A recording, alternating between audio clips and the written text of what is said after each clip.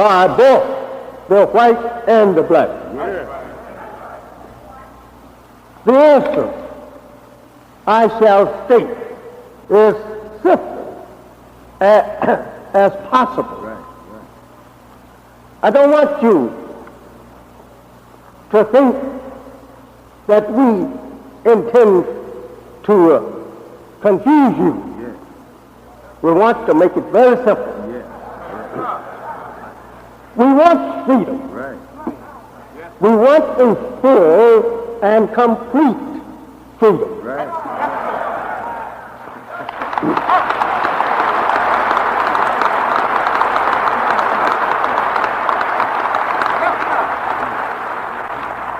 We want justice, equal justice, under the law of justice, regardless to whom or what. We want equality, equal opportunity,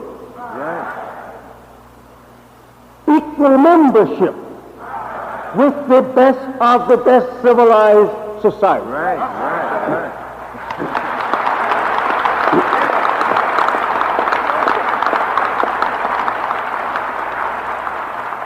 We want our people in America whose parents or grandparents were descended from slave masters to be allowed to establish their own, either on this continent or elsewhere. We believe that our former slave masters are obligated to provide such land and that the area must be fertile and minerally rich. We believe that our former slave masters are obligated to maintain and supply our needs for the next 20 or 25 years.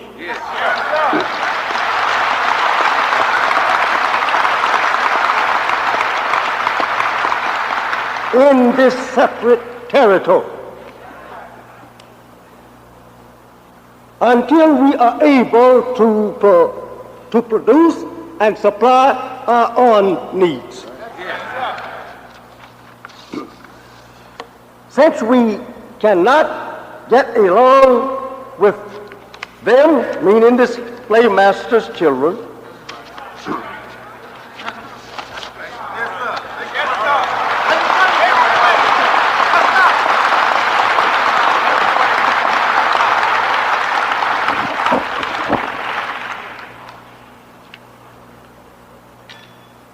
with them in peace and equality after giving them for 400 years of our sweat and blood.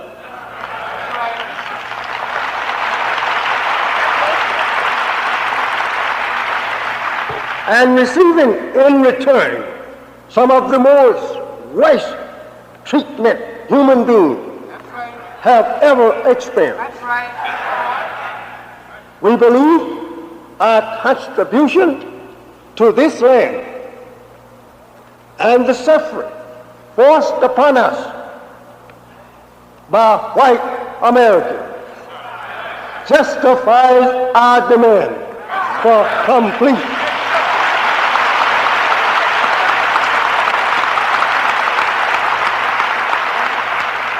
separation in a state or territory of our own.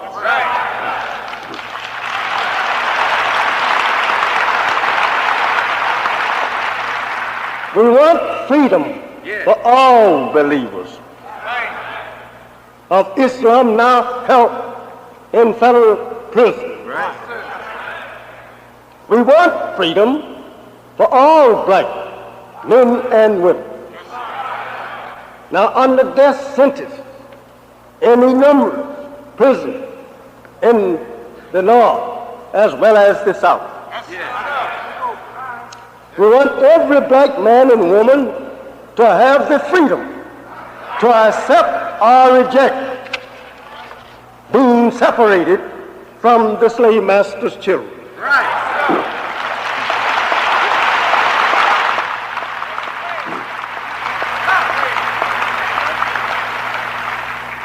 And to be established in the land of their own.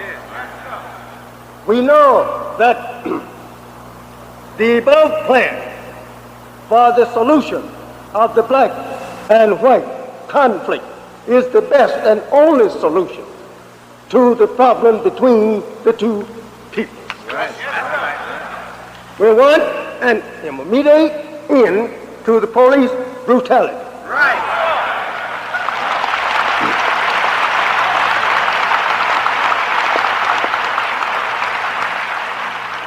Murder and mob attacks against us, the so-called Negroes throughout the United States of America.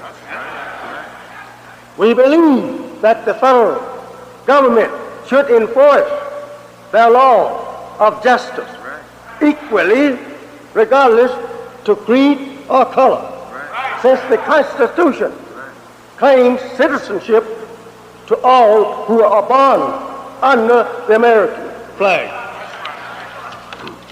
Or allow us to go and build a government for ourselves dedicated to freedom, justice, and equality.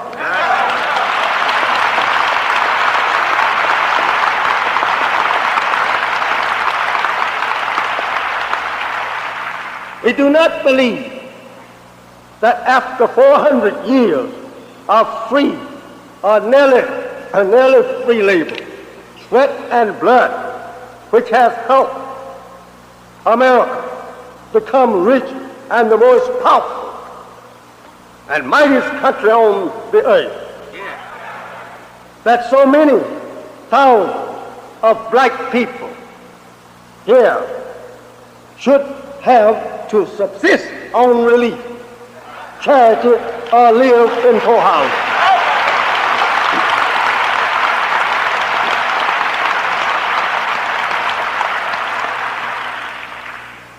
We want the government to exempt us from all taxation of any kind.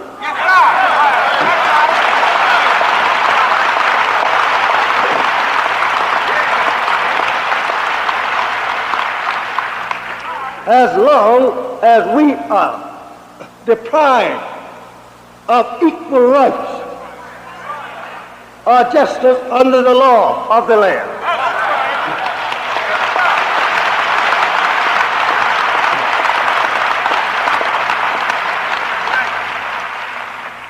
If there are no provisions made to separate our people on some of this good earth that we can call our own, then send us back where we came from.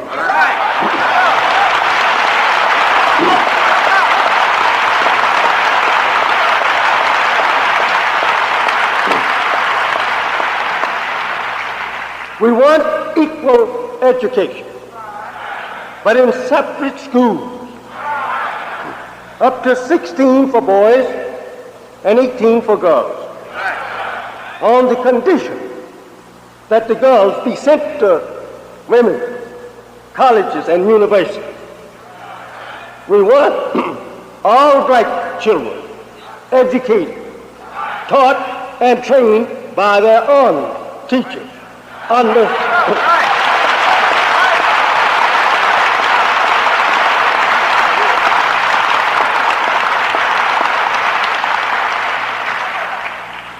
such schooling systems, we believe we will make a better nation of people.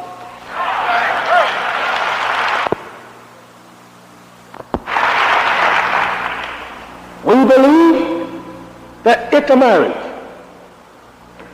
between the races, mixing, should be prohibited.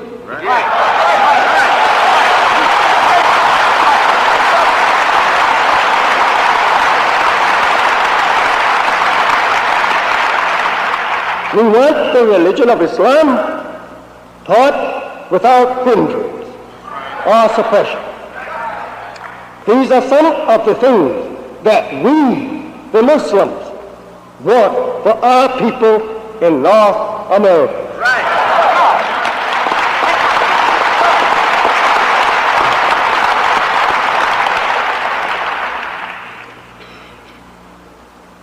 What we believe in, what the Muslim believe. First, we believe in the one God, whose proper name is Allah. Second, we believe in the Holy Quran and in the scriptures of all the prophets of God, regardless to where or when. Third, we believe in the truth of the Bible, but we believe that it has been tampered with and must be reinterpreted.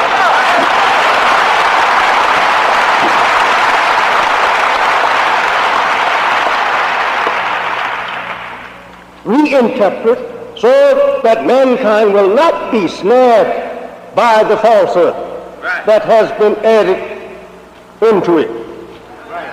We believe in Allah's prophets and the scriptures they brought to the people.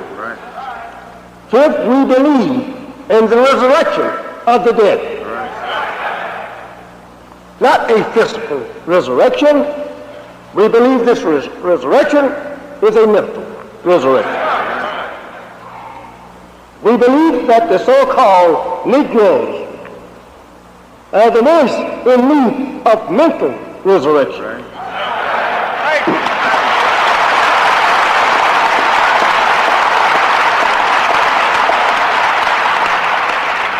Therefore, they will be resurrected first. Furthermore, we believe we are the people of God's choice.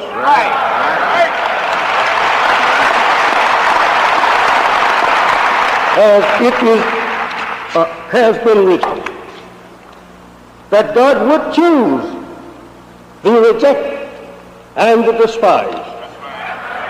We can find no other people fitting this description in these last days more than we, the so-called Negroes in America. We also believe in the resurrection of the righteous. We believe in the judgment. We believe this first judgment will take place as God has revealed it in America's face. Seven, we believe that this is the time in history for the separation of the so-called Negroes and white Americans.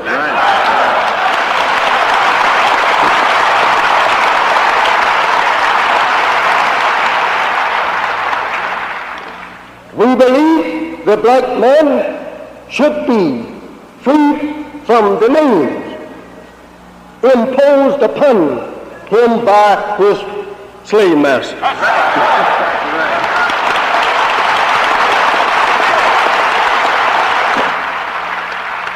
Names which identify him as being the slave of master. We believe that if we are free indeed, we should go in our own people's names. The black people of the earth.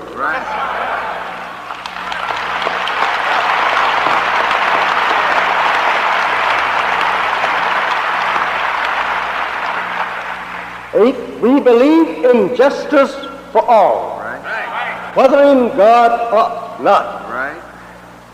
We believe as others that we do equal justice as human beings.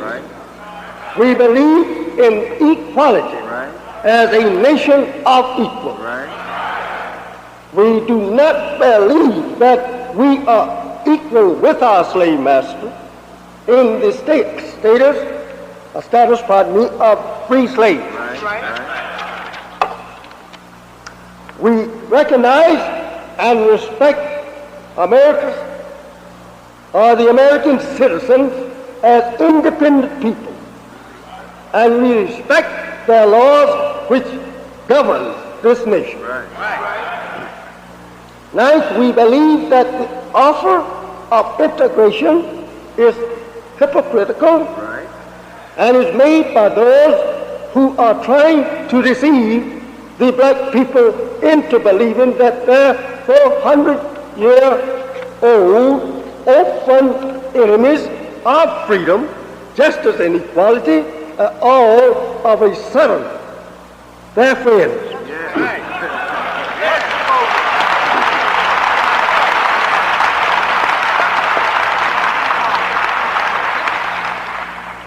Furthermore, we believe that such deception is intended to prevent black people from realizing that the time in history has arrived for their separation from the whites of this nation.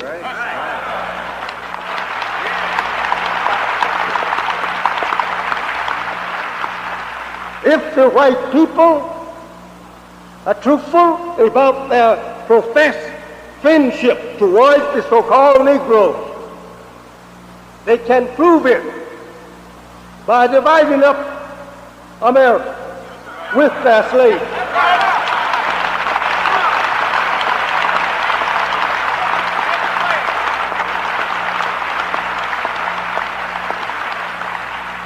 We do not believe that America will ever be able to furnish enough jobs for her own millions of unemployed, in addition to jobs for our 20 million black people here as well. We believe that we who have declared ourselves to be righteous Muslims should not participate in wars which take the lives of human beings.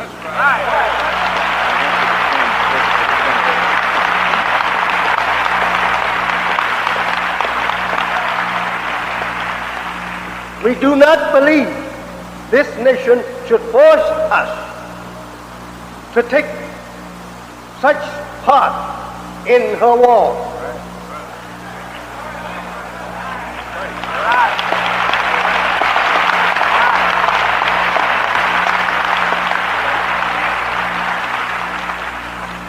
For we have nothing to gain from it unless America agrees to give us the necessary territory wherein we may have something to fight for.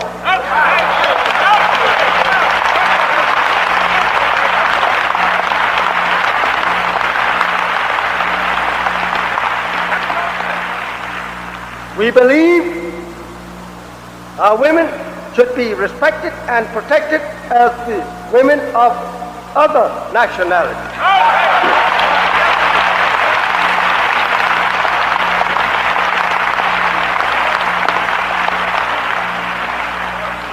We believe that Allah, God, has appeared in the person of Master Farad Muhammad.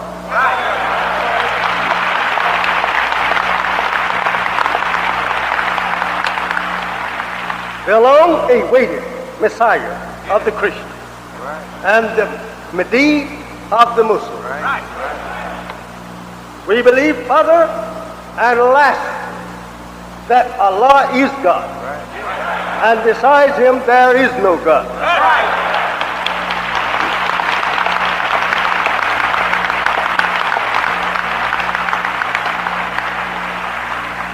And that He will bring about a universal government of peace, wherein we all can live together in peace.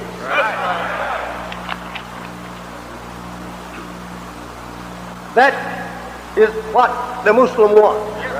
That is what the Muslim believes.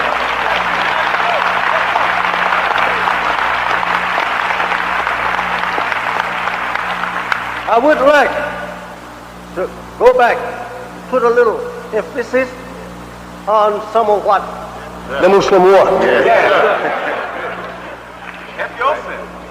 If we ask you, meaning the white American slave masters,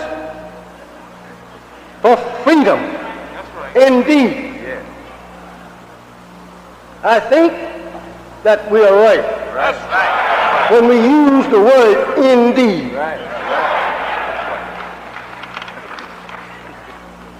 As we have been your subjects for now 400 years. That's a long old time to be subject to a people. Or the slaves of people. 300 of those years we wait for you for nothing.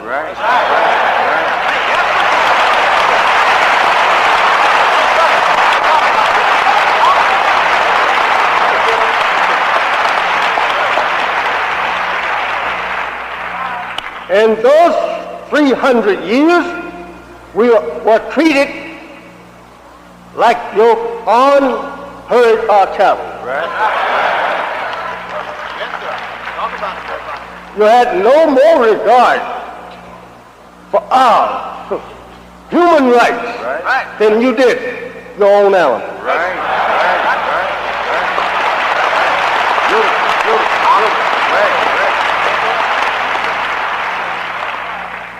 You lashed the backs of my father and my mother without any mercy.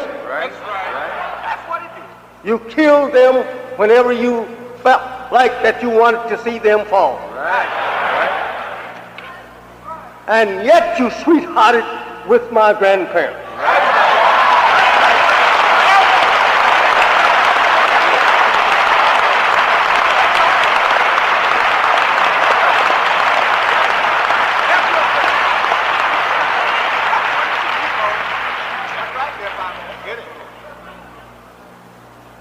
Truth hurts.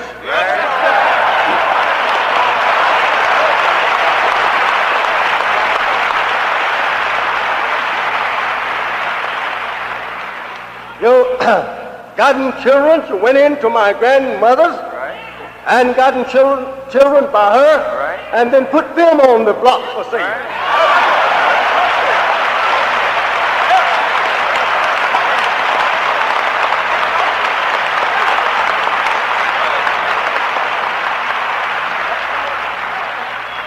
And today, you are still crossing over to our women.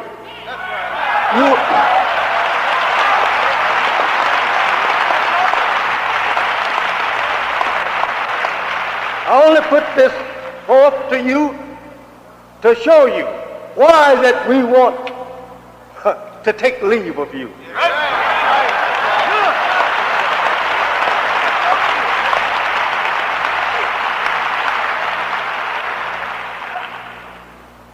In those days, you sold her son, which was your own son and daughters.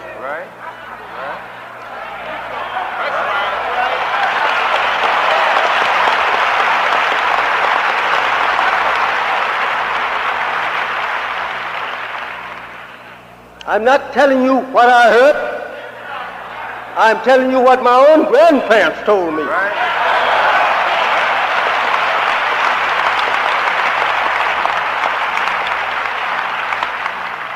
My father's mother, she told me her father was a white slave master.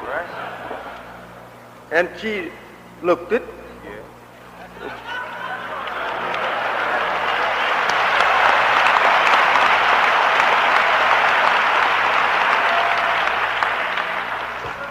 Today, my women here today, daughters, girls, all subject to your own biddings. You take their son today, bash the brains in with nightclubs, blow the brains out with your gun throughout the country without any due process of law that you have already put here before them. Law of justice, you have it, but we don't enjoy it. It's for yourself.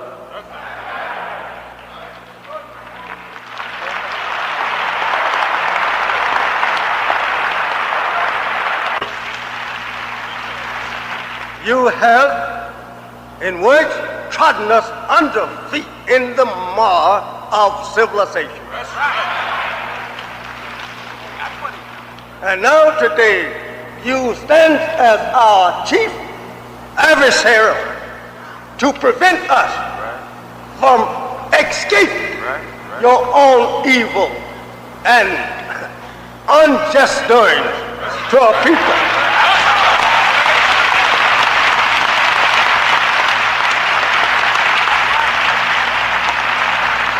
Whose sweat and blood has helped you to build the greatest country and government on the earth. You are so rich today that you are able to feed almost every mouth in Europe and to clothe them.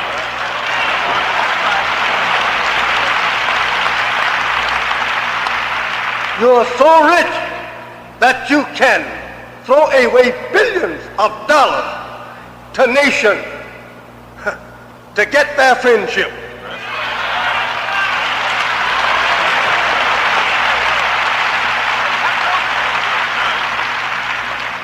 You are so rich and so powerful that you command the high seas, the air, the land, even to the ice caps of the poles of the earth. All this we help you to do. We are still standing.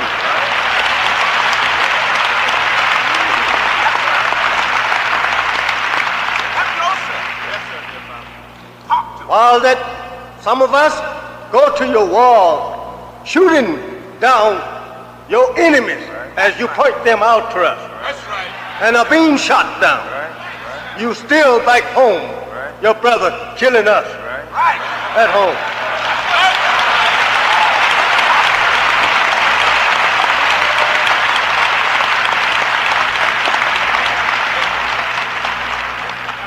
You don't come to us single, one by one.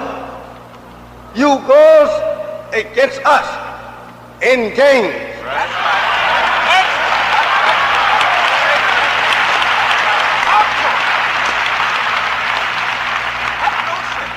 Then if we cry for justice, you take that and twist it and make it look like that we are the real enemies of justice that you're trying to enforce.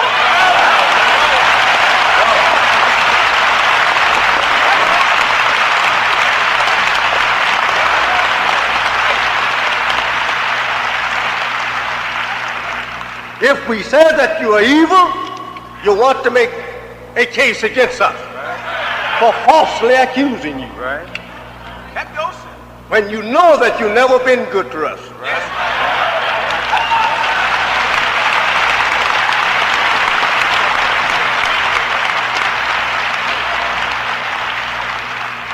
Today, you are trying to deceive the poor once servitor slave of yours by telling him that you will now show him a little friendship. I will let you ride right beside me on my best transportation.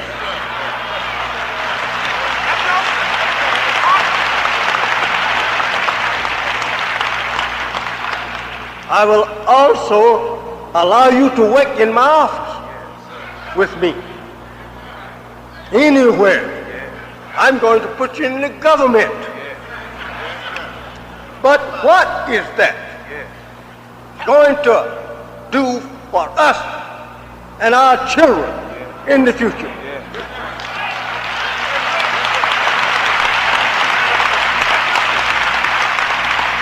Will this help us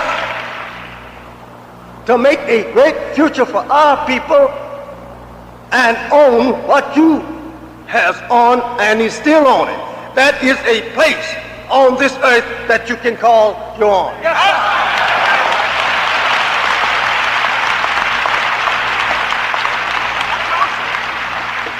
You are friendly to your dog. You also let him ride in your fine transportation beside you.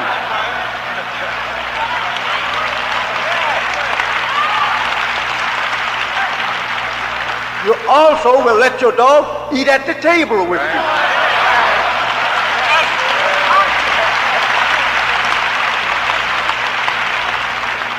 And will give him the food that you eat.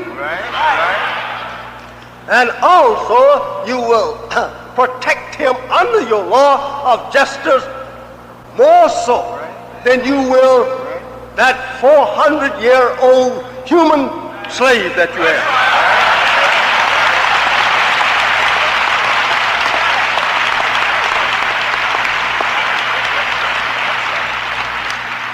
You will kill one of us if we kill your dog.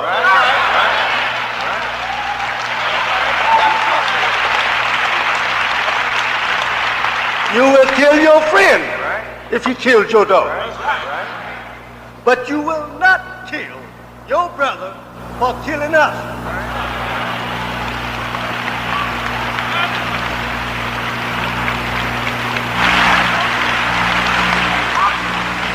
In this way, you think more of your dog.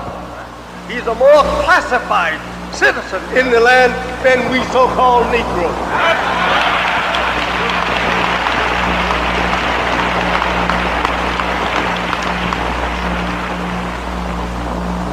If the dog wants freedom, if the dog whines or barks tonight that he's uncomfortable, you will get up and try to comfort that dog. But if you hear a million Negroes crying, breathing, suffering from the brutality of you at your hand and the hand of your people, you will laugh.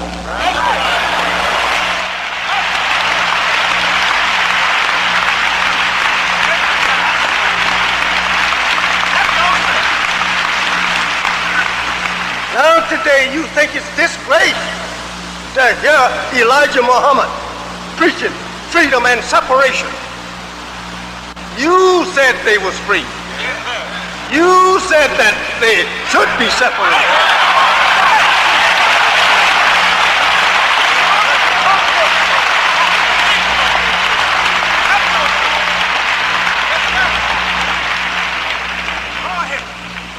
If we are free, why try and hinder us from exercising the right of freedom?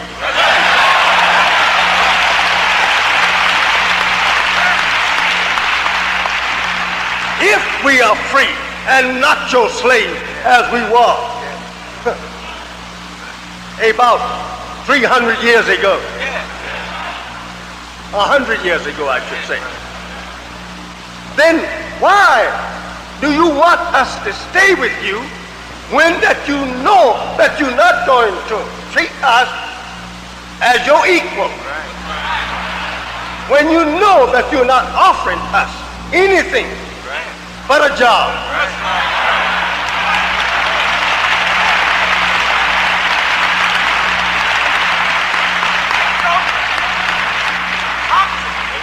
Why did you think that I, Elijah Muhammad, is doing a hateful job here asking the Negroes to be separated from you when you have said they was free 100 years ago to go from you? That's right. Now why are you trying to make it the time in your land for one so-called Negro, Elijah Muhammad, teaching them that they should be separated from you?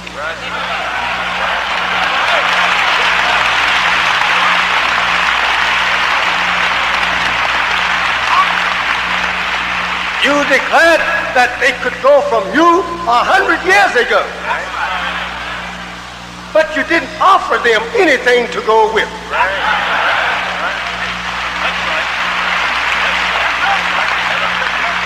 Therefore, you today are very clever in your way of approaching them to remain with you. A big smile, a pat on the shoulder, a hug, and even a kiss, but no land behind you.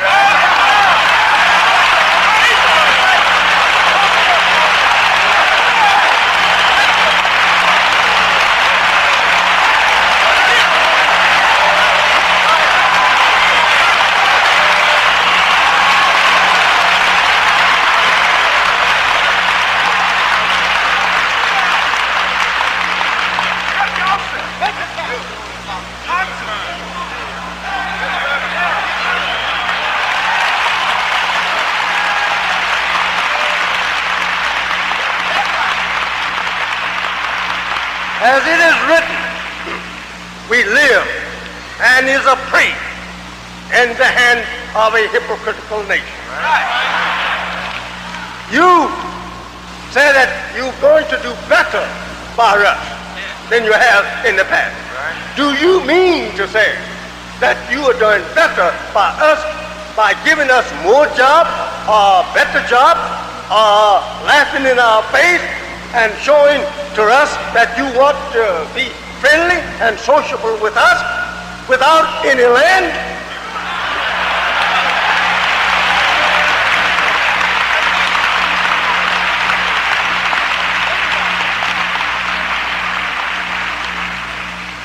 We love for our people what you love for yours.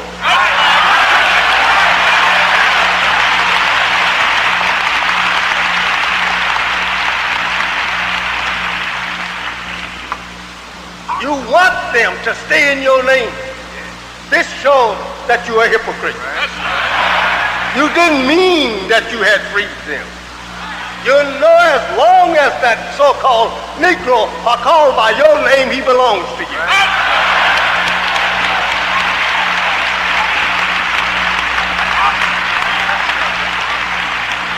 There is no power in the international world of black mankind that can come here and demand you to give these so-called Negroes up as long as the so-called Negro agrees to be called by your name and to worship what you worship and to accept what you are.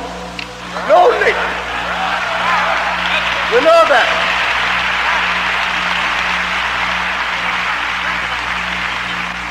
You know they are blind, deaf, and dumb. As Mr. Lynn O'Connor, a few days ago, referred to me as Elijah Pooh, and I have never been a Pooh.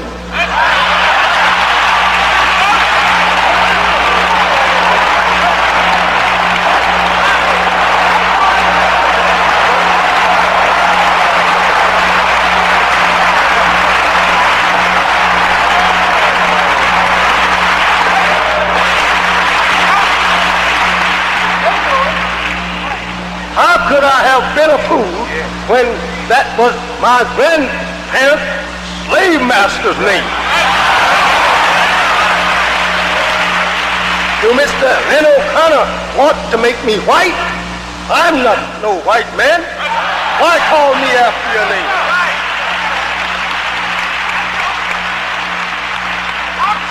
But Mr. Lynn O'Connor is very clever. He's very smart. He knows that Elijah Muhammad people is dead mentally. And he knows that the best way to rule and keep them subject to him is to blind them and make them to believe that you in your right name. That's your right name. My name is your, whatever. What was your name? You never had a name. That was their name. How can we say we have a name when we are called by someone else's name? Now today, God Almighty in person is offering you 99 attributes of himself as name.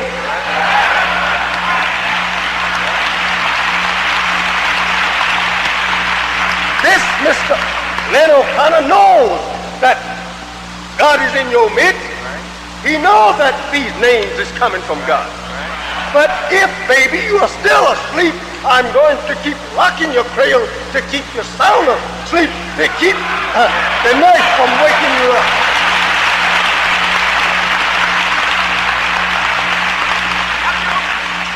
I'm here with the truth.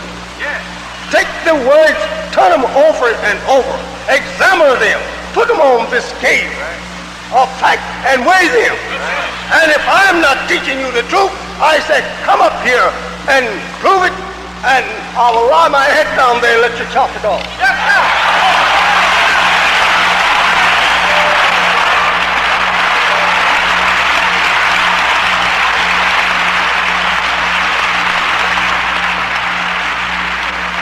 We want freedom indeed.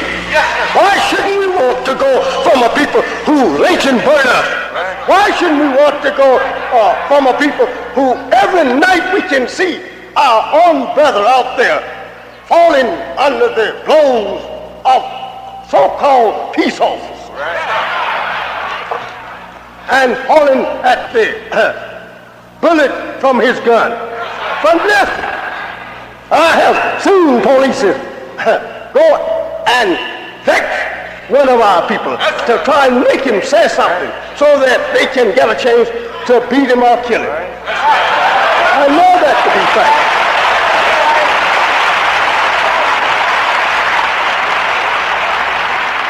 You say that you want to help us.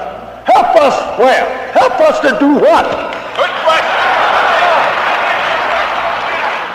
If you don't want to help us to leave you with a good send-off, then what are you going to help us to do if we stay here?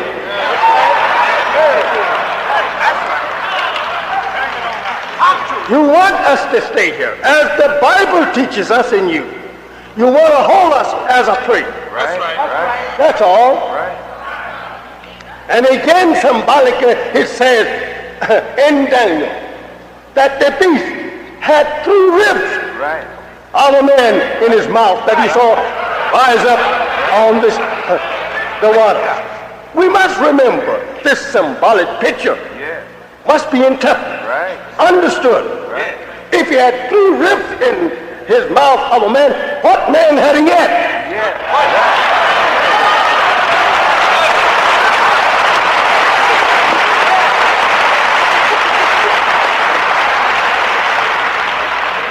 The beast is a picture of our enemy. Our enemy is just like a wild, vicious beast who always is ready to pounce upon us and destroy our lives. Like a wild beast. I have lived with you all my life. I was born in the South. I have looked upon evil treatment of our people day and night, and have shedded tears for it many old times. No justice whatsoever. I have seen my own people knocked down and kicked about just because they asked for a fair settlement. And I have heard your own brother in this house say to them, you take what I say. You don't figure behind me, nigger.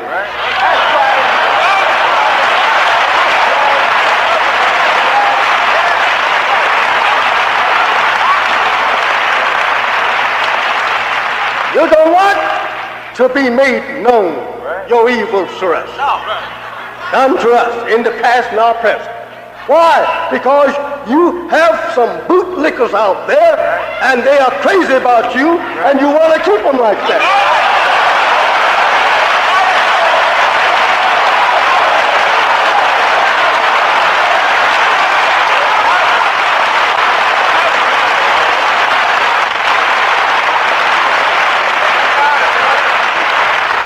We are 20 million people come through as the old prophet in your last book of the Bible, through both trial and tribulation. We are here today asking for equal justice under your own law. We're asking for freedom that you claim that you has given to us. freedom to go for ourselves. We don't want you to think that we want to be an ever beggar on your hand. We know you have gotten plenty to beg. If we wanted to beg you, you have plenty to fascinate us, enticing us to just to sit and be charmed at your wealth to beg. But if we are given freedom indeed, we can go build for us the same as you have.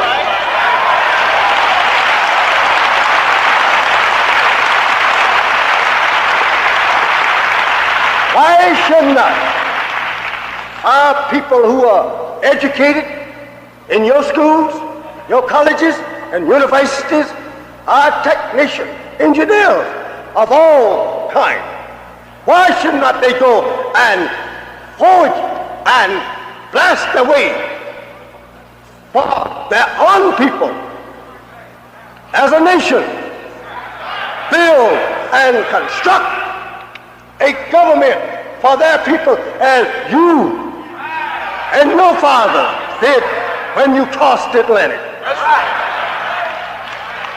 They may be a little lazy and want to start at top first, but you wasn't able to start at the top. You may have it in their mind that they cannot even go for themselves. But I want to know how educated was your fathers when they crossed the Atlantic to start fighting off the Indians.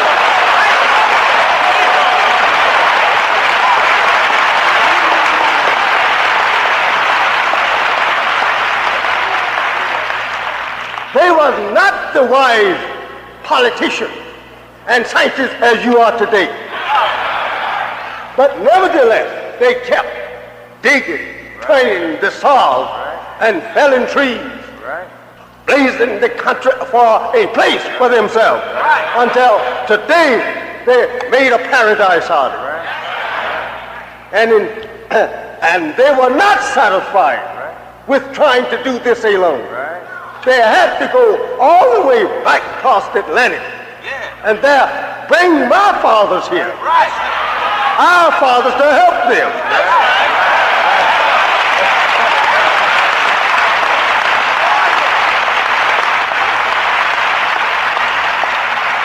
Since you wanted to be your lily white self, why would you go and get black people to come here?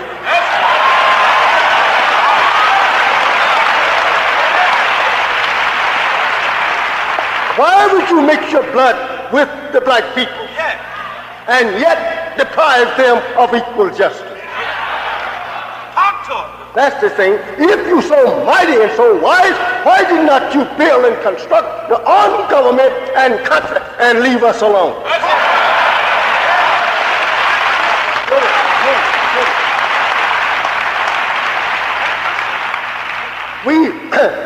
We build your railroads with our own sweat. We plowed your farms, your plantations. We cut down the underbrush and the trees. Now today you have replaced that kind of labor for mechanical labor. And you don't have nothing for us to do in that way. You're making great crops with just 2 or 3 men. Cultivating hundreds of acres of land under machinery operation. You don't need us for that. You pick your cotton with a mechanical machine. Everything is done mechanical today. Now what and why you don't want us to leave you when you don't see no hope in you?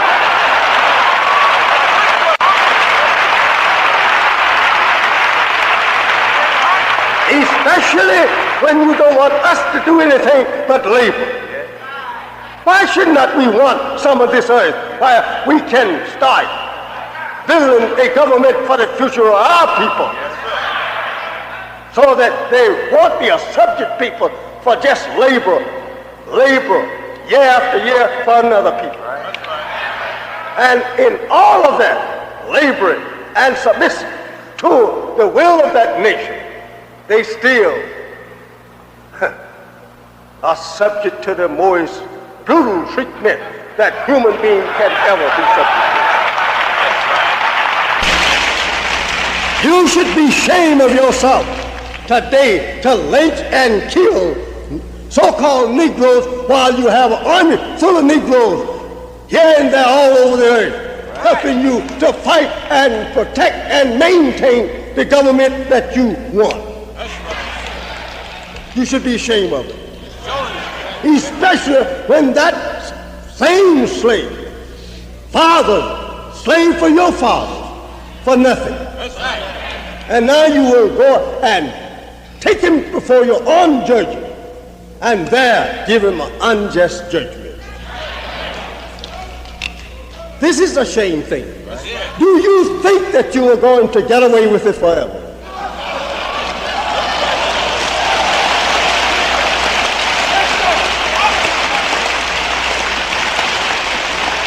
If God Almighty help upon me, help that the old clay pots in the time of Nebuchadnezzar and Belshazzar was sacred to his house, that he would bring a punishment upon these two kings that should go down into history as a warning to the nation and kings that would come after these two. If those clay vessels, or golden vessels, or silver vessels, was sacred in the eyes of God in those days, that he destroyed the power of rule of Nebuchadnezzar and put him as a disgrace among beasts. And Belshazzar was killed outright for taking that same vessel, pouring wine, intoxicating drinks in it, and making mark of the vessel as being a sacred vessel to God.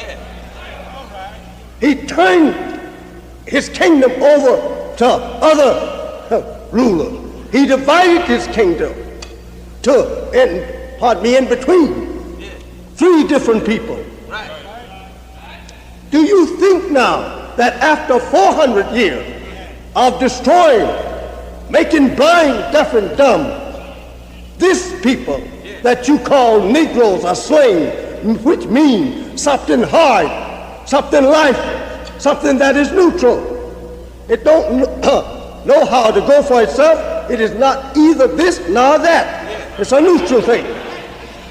That you can mistreat them and get away with it for 400 years, frying their flesh in the fire, shooting them down at will all over the country, making a mark of God's protection for them. Do you think that God would sleep forever and allow you to treat these people like that?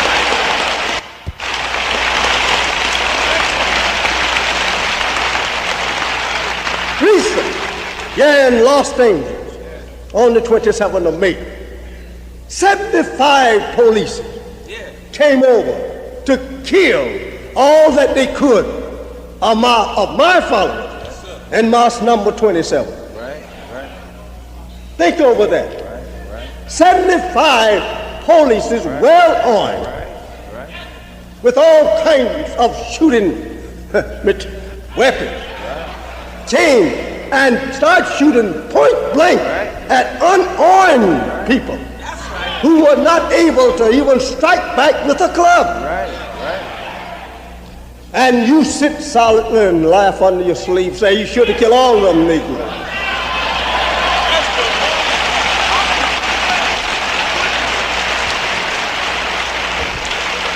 Do you think that you are going to get away with it? I say you are gravely mistaken if you think that you are going to kill us and get away with it.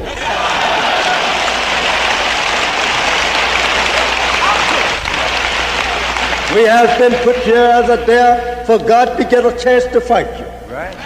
We know that we're going to lose a few, but we know that God's going to kill all of you.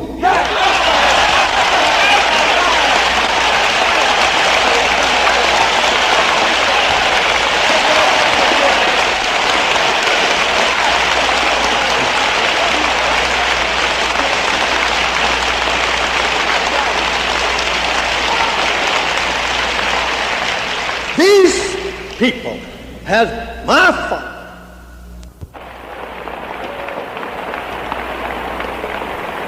At least those who represent that Jesus to you, they don't wait for him to answer their prayer. Right. They answer their own prayer. Right.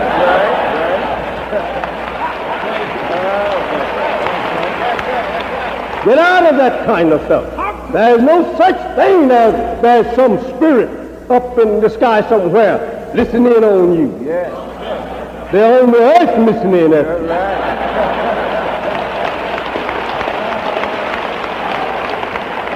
There's no such thing as you are going to die and one day come up out of the earth meeting your friend that also died before you.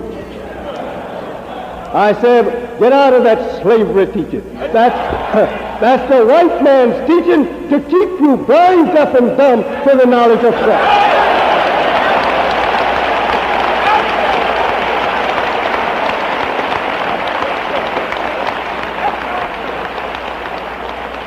Get out of it. Tell him to depend on such. If you believe in it, then you can. And he don't believe in it himself. Right.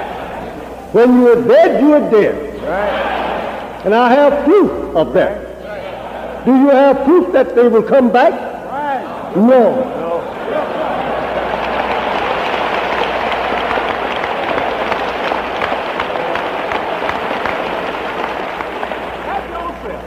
I said to you, my friend, it's the day of awakening. Right. Your slave masters has deceived you. Right.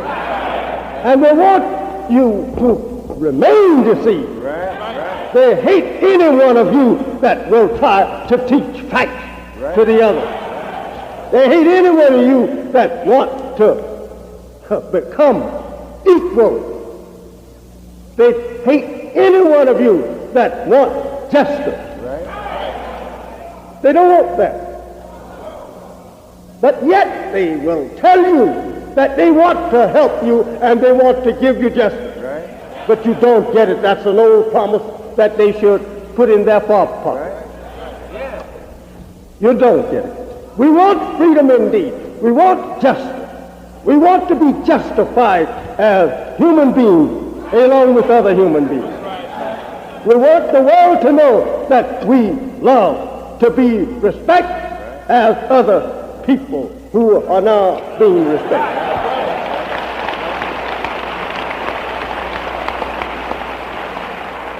We cannot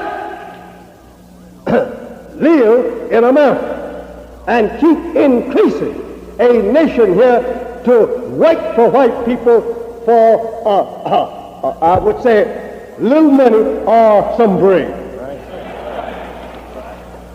Again, I warn you that employment in your behalf will continue to decrease.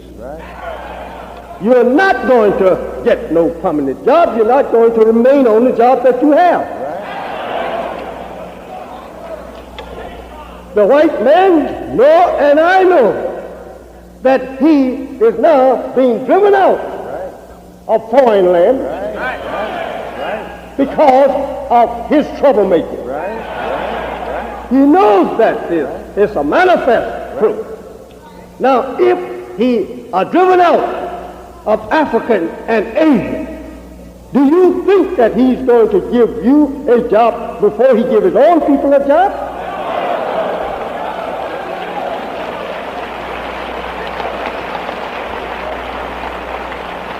That is also written and prophesied in the Bible, that he will be driven out of Asia and back into the sphere where he was. Again, the Bible teaches you in another place, in that day every man will go to his own. Why shouldn't you and I go to our own? If every man have a place on this earth that he can live on, that he calls his own, why should not he go there? Why shouldn't the white man go back to Europe?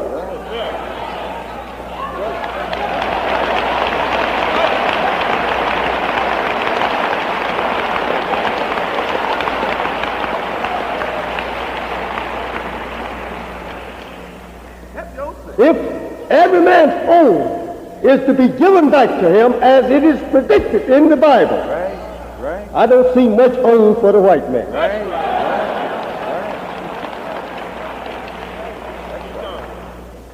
I say again and again that there is no way for us to get along with white people that our parents were their subject slaves and who are holding us today in the position of a status slave. No way for us to get along with those people in peace. They have been free to beat and kill us all their lives. And they will ever beat and kill us. America is not going to take her armies and come out and kill her people to make them treat us right. You saw that at the city and in the South. When the U.S. Marshal went down in the South to try to enforce their law. When they saw that they had to shoot their brother, they packed up and left.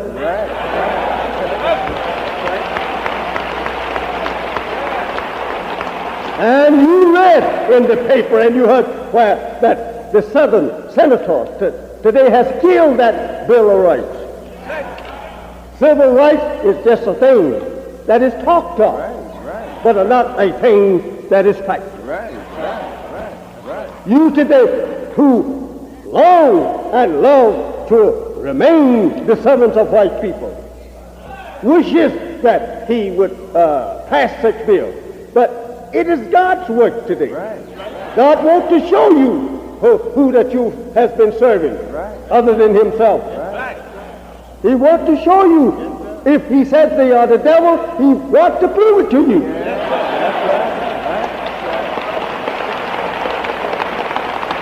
They cannot do that, only what Allah will allow them to do. I say, my friends, my brothers, my sisters, we are a people that God loves. Today our God has come to us to deliver us from the merciless hand of our enemies. They are our enemies. When have they shown to us that they were our friends? What act of friendship are they showing today? If they said to you and I that we want to go and put you in fine homes up and down the boulevard, that would not be an act of friendship. No. What moved you to give us such houses? You must see the destruction coming to these houses. It was not from the very heart.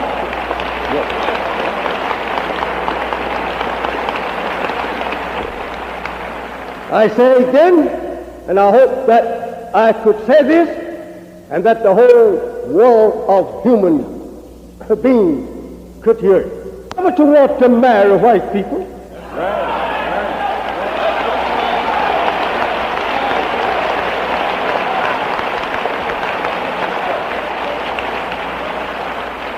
You were not made white.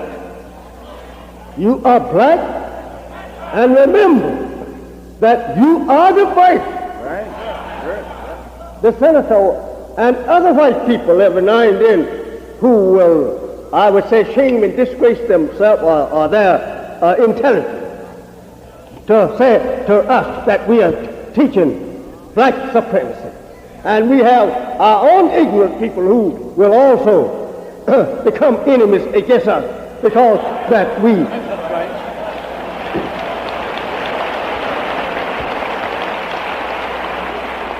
As you heard or read what Mr. Burke said concerning black supremacy. He pitied the whites, but he despised you and I. Think over those words coming from a man of your own blood and flesh.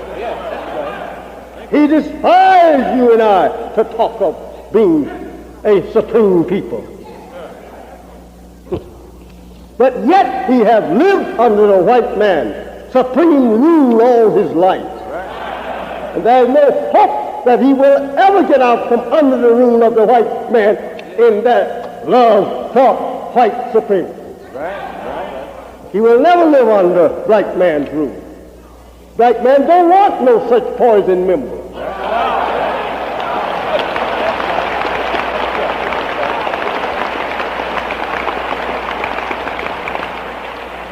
These are not our leaders. No, we care nothing for Burke and his scholarship and his skill, science in the political world. We don't care nothing about that. We're not asking him to help us. We don't want no poison mind like that to help us. Let him pray to white people. Let him love white people. Let him be white people. We're not concerned over him.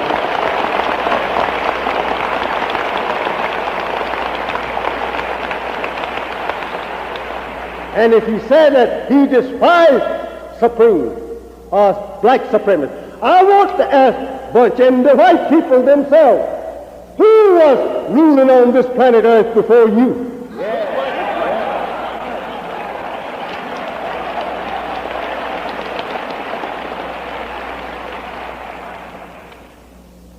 You just came here yesterday.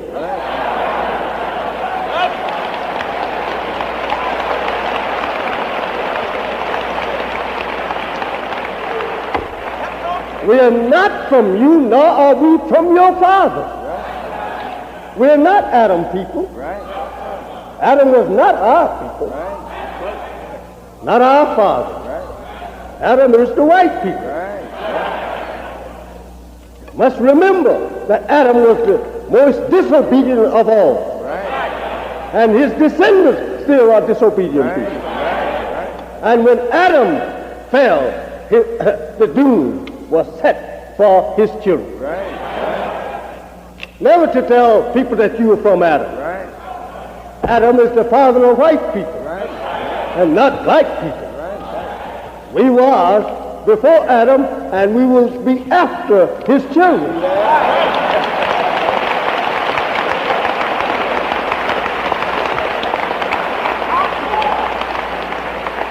Black man is self-created. He has no father. He's the father of himself. You can't find his birth record. And you can't preach his doom.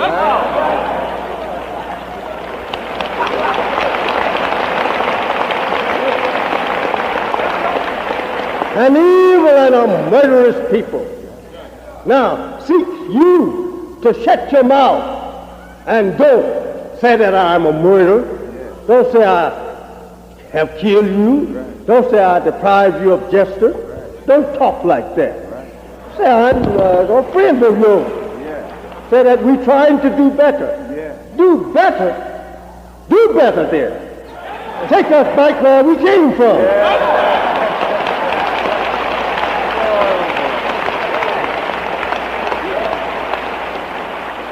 We're not asking you to bring to us bunch philosophy. That's yours. We only want ours. That's what we want. We don't want to be slaves forever. Bunch is eating steaks. Bunch is eating chicken. Bunch have money that you give him. Bunch lives in a good house. that you give him. Right. You pay his bunch Right. to be your friend Right. against us. Right. We don't want bunch. Right. Bunch can't come over here and lead us. Yeah. That's right.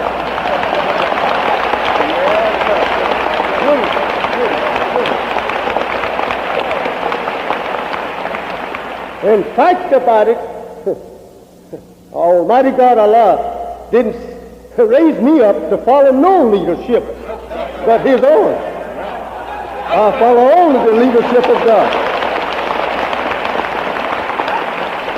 What I look like bowing to a blind, deaf, and dumb leader. Bunch don't know himself. So whenever they mention Bunch to you, just tell them, that's your man, not mine.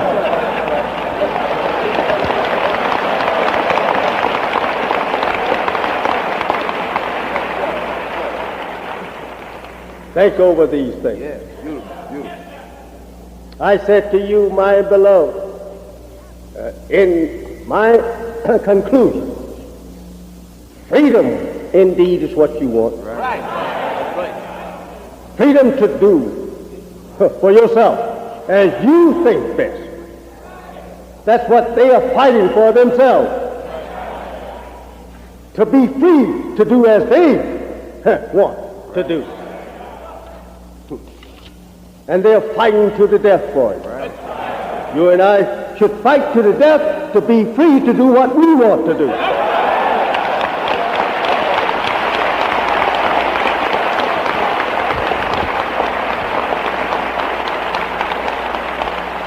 You know, and I know how much this people hates me. For what? Because I teach you the truth. That's all. They know that I'm doing a better job with you than any one ever appeared among you.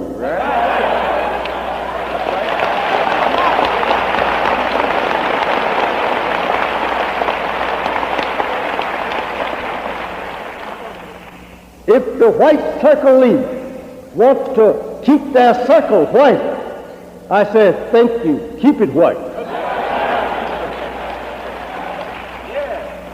If the German Nazis want to keep their race white, thank you, keep it white.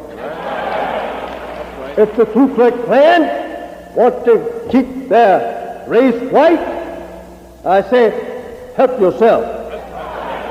Go to it. Now, when I say I want to keep mine black, White Circle League, German Nazi, and Ku Klux Klan, keep your mouth out of it.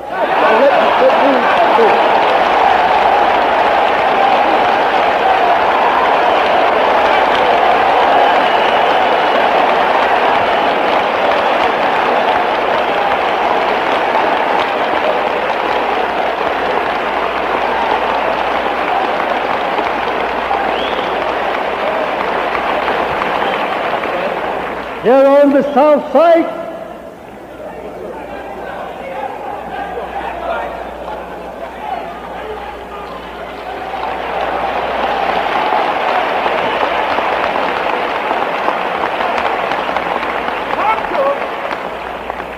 we want to build for us a nation that will be recognized, a nation that will be self-respecting, and receiving respect of the nations of the earth. But if these people continue to practice the evil and the filth that white people are pouring in their face today, they will never be a respected people.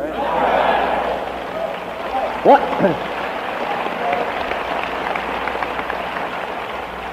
Holy Quran teaches you that the devil leads you to nothing but evil and filth. We see that on the TV. We see that absolutely all but news displaying themselves on the TV and singing some of the most filthy songs. And dancing some of the most filthy dances that even animals would not do if they know how.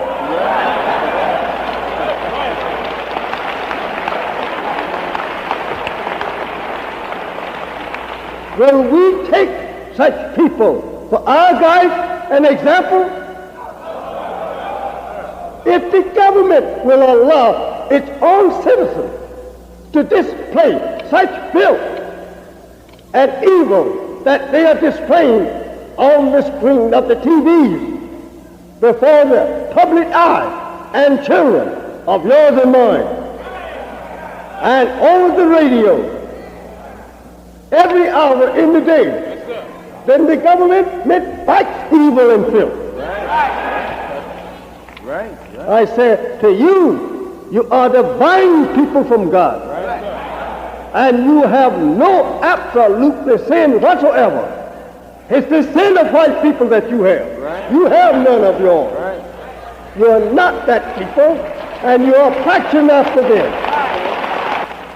They want to stop me from teaching, regardless to what. If they have to kill me, they want to stop me from teaching. But I say you won't do that unless it please Allah.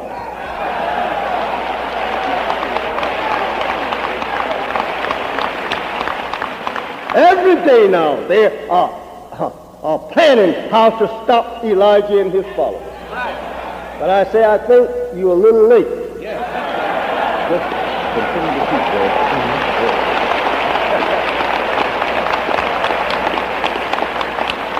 Your sun has set. And the glow of her on the skies of the nation is now waning away. And another new sun is rising that will give us a better light than you have. Destroying the Negro, bringing him in a state of helplessness is your absolute policy. Never let him rise. Your laws, a court of laws in slavery was this, that a Negro was the property of white people.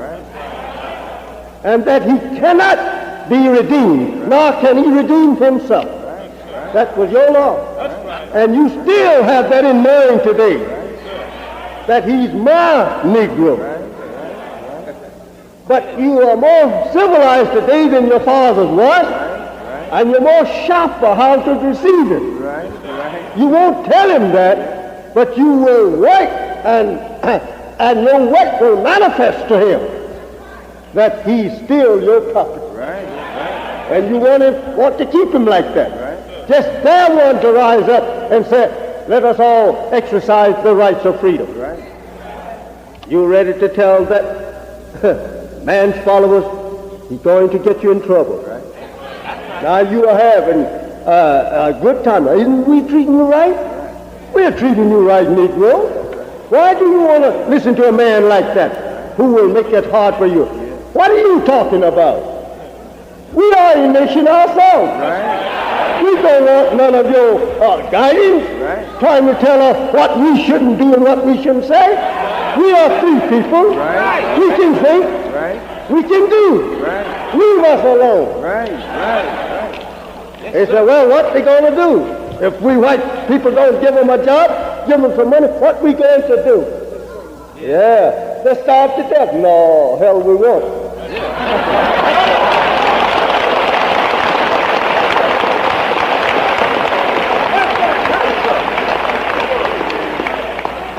We have a God on our side today. We never will be in time forsaken anymore. Some of, a man asked me the other day, he says, why didn't you all fight? Why didn't you all get even with the white people and shut down your own secretary? I said, listen, keep your mouth shut. I said, we have an answer when time comes for an answer.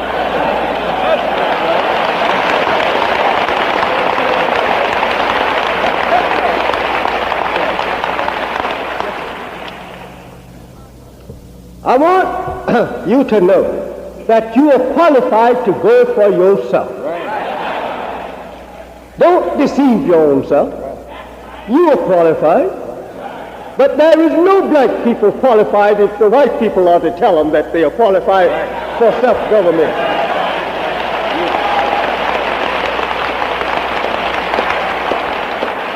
Look what has happened in Nigeria.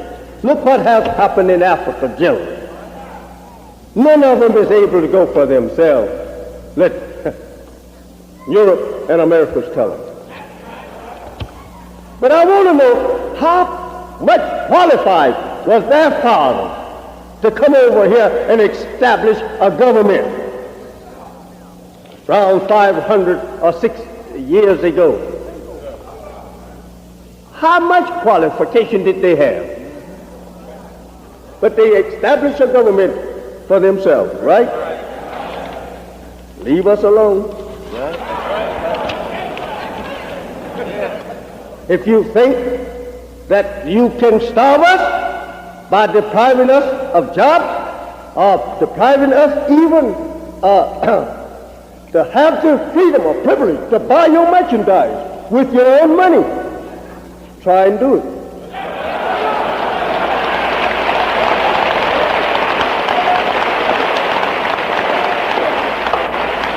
I said that because there's many of my people who think that we are jumping into fire by saying that we want to be separated into some of this earth that we can call our own. We think and know that America's owed it to us, giving them all of these many years or centuries of free labor and blood, that if you don't owe us what we are asking for, then I said she should have the right to kill every one of us.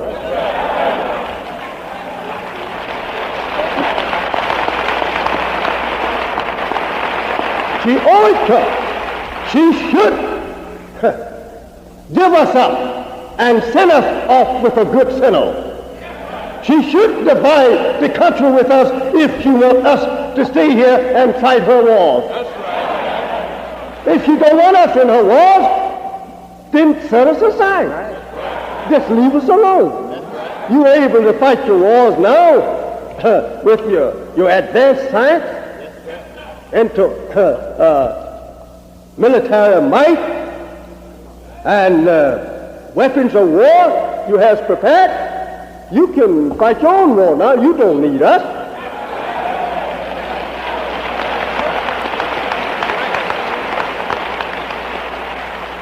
You don't expect us to be in the help much for you in a war now with such advance that you have made in the science of warfare. You can take care of yourself. And if you don't, then ask God to have mercy on your soul.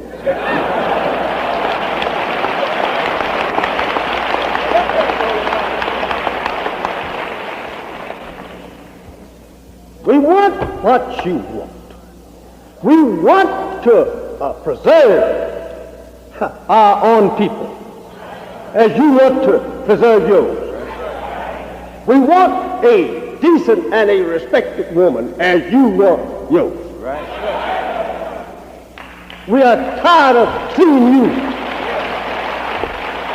go in and out the neighborhood of our people, freely mixing with our woman, taking her, pouring your own blood in her to produce children like yourself to keep us deprived of peace among us. We're tired of that. Yes, we are. And I'm asking the unity of all black men who love their woman to rise up as one man and protect that woman for the stranger.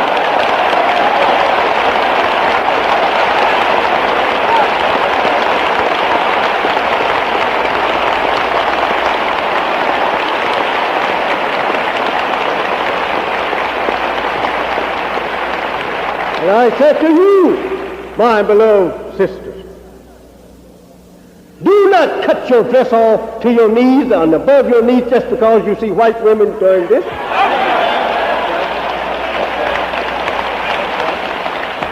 If they choose to disgrace themselves, why should you follow and disgrace yourself? They did that to your fathers long time ago. It's recorded in the Holy Quran.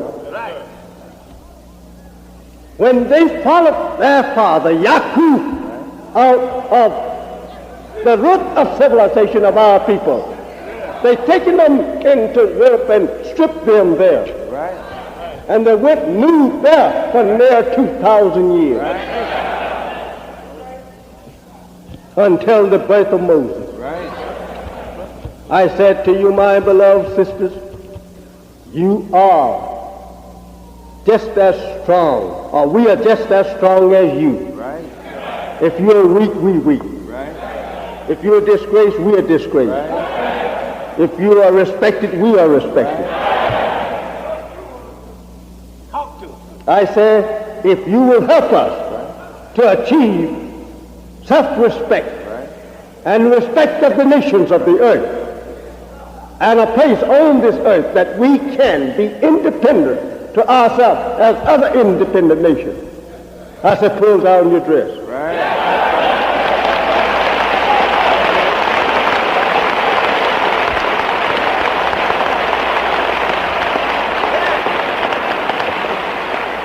It is a shame and a disgrace to ride on public vehicles today. To look at you sitting up there with nothing to cover your own shame. It's a shame that you would fall for such filth just because white women is doing it. Then when they get you practicing it, then they move up to another star. They don't want to look like you. They only ease you over into mockery, shame and disgrace, then they stand off aside. Look at you, then make a fool of yourself. I say, wake up, black woman, wake up. Show self-respect.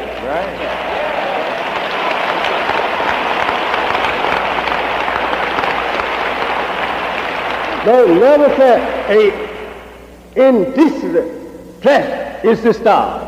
It's always out of style with decent people. Do this, will you? And you will help us men folks who are fighting hard for your freedom.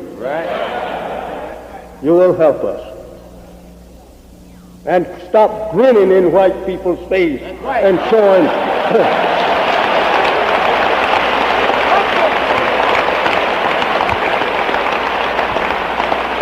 it is one of the ugliest things that you can do, to start grinning in white men's face. You should turn your head if you can't force yourself to not grin, then turn your head and don't even look at the person. I saw in Asia black women like yourself would not even allow a black man to look in their face. They are decent people. But you walk down the street looking for men to look in your face. White man look at you and blink his eye, you like it. I said that's because of your ignorant knowledge of him. That's his nature and the nature of his people to bring you to a disgrace you. One of these black men would walk through his neighborhood on the north side, start winking at some of those of his daughters or his wives, he wouldn't get back on the south side.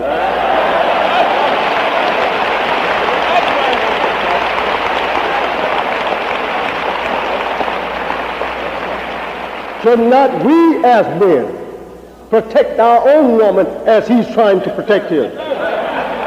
Look at the boys and men that we have lost in the South from the false charges of white girls and women.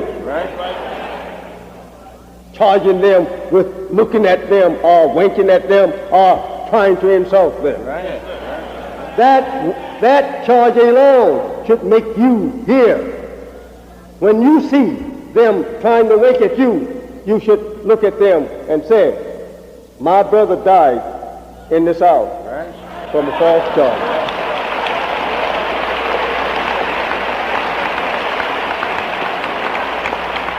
White men don't love you to that. They just want to make you a public disgrace. That's the nature of them. They did that back in 6,000 years ago. And what is known as Persia today. They did that there. That's why they was exiled and put in the confines of Europe, because that they started trouble among our people, until we had to go to war to get them out.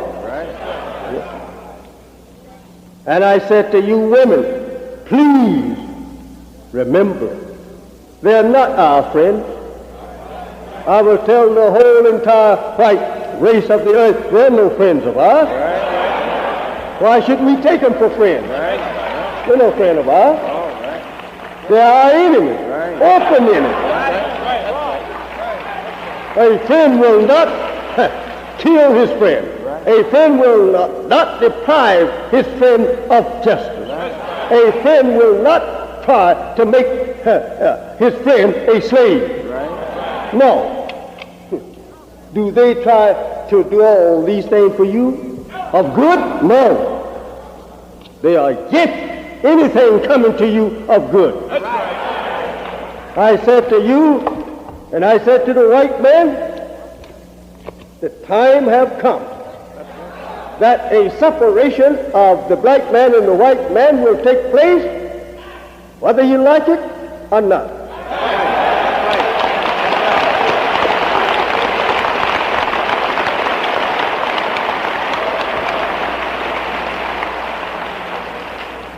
I want to say again, if you don't want to give us some of this earth to ourselves to live on, as you have killed off our brothers, our own people, to take it and live on it yourself, I say we have a God that will make a place here for us.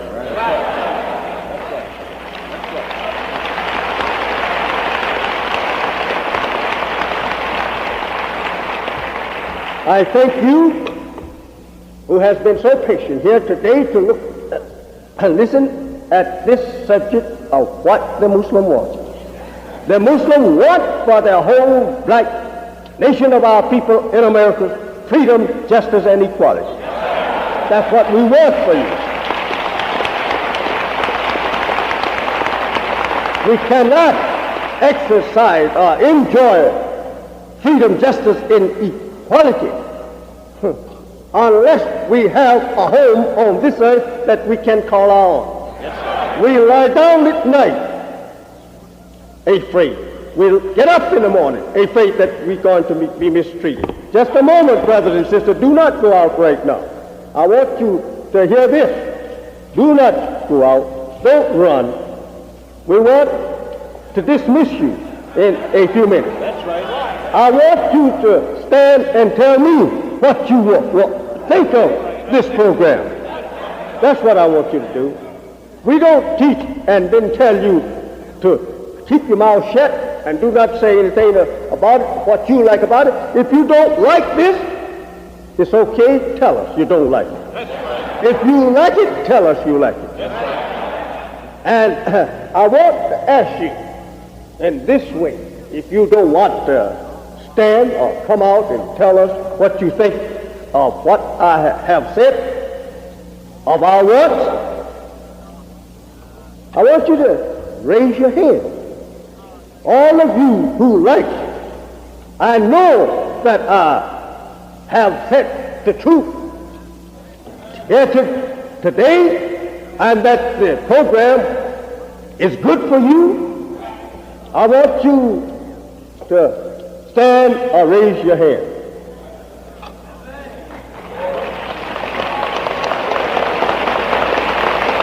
Thank you. Thank you. Thank you. Now, I want to say to you again, all of you who have stood up and agreed with me that this is nothing but right, nothing but justice. Would you like to file around here and shake my hand? Or would you like to take part in? You got brothers on the end of each aisle. Yeah. Or would you take one of these cards and sign them, put your name on it, that you are a man or you are a woman for freedom, justice, and equality for your people. That you believe in Muhammad's teaching of freedom, justice, and equality by putting your name on it. Or would you like to come by and shake my hand and take one and carry it home? We have some brothers on the end of the aisles and drop them. Oh, you have some buckets right down beside it. Just drop them in that bucket there. And we will take them home, and we will write you and let you know that your name has been recorded on the book that the Bible called life. The book that is called life in the Revelation. It means a nation that will live forever. I thank you. You don't have a brother,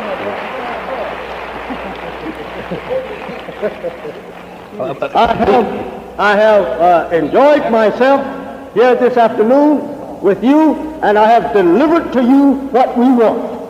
And that means that it's for you and me, all of us, whether you believe in Islam or whether you believe in Catholic or what.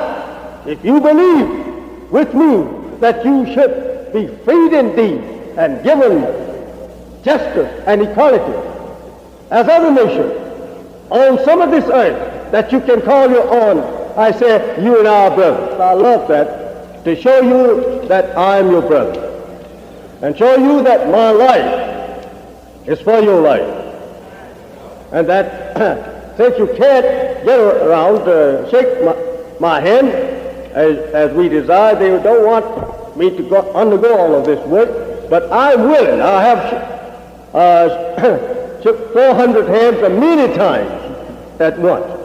I can shake up 400,000 hands if I know that they're my brothers. Name and address on it plainly, where that we can get it and correspond with you. We want again that you know this,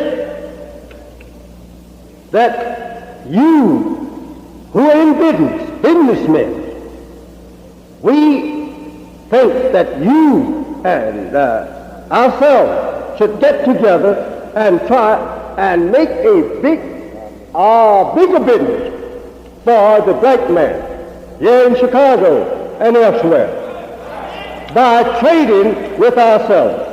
We do think that we should spend our own money with those who have what we want. We're not trying to boycott white people, but we do think that if we have a brother over here with a store that have what we wanted, I do think it's nothing but right for me to go over there and spend my dollar with him if I have one. And in this way, you will help building yourself as a strong financial nation. You cannot build a strong economy among yourselves until you unite it and try to spend your own money, your own earnings among your own kind. I'm not boycotting because the white man produces these things. But that don't make us go back and give the white man back our salary just because he are the producer.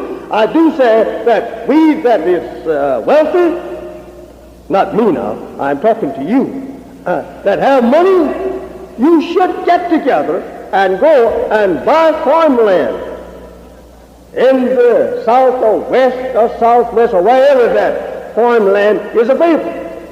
It is available in the government somewhere. Buy it. Go buy a machine from the white man. Go there and till that land and try and go and produce your own food and your own clothes. You are used to raising cotton in the south. Go now and raise cotton and take that lint and weave it into cloth and put it on your back. Go and get you some sheep, take that wool off of their back and make you some clothes for yourself. You are doing it for white people, why not do it for yourself? Go and take the hide off from that animal and make you some shoes out of it. You can do it. If you are doing it for the white man, why not do it for yourself? Let us get together and produce our own needs and pool our own resources so that we can establish a firm and a dependable economy among our own selves. Thank you. I thank you, and may the peace and the blessing of Almighty God, Allah, go with each and every one of you from this day on, as I say in His name. Assalamu alaikum.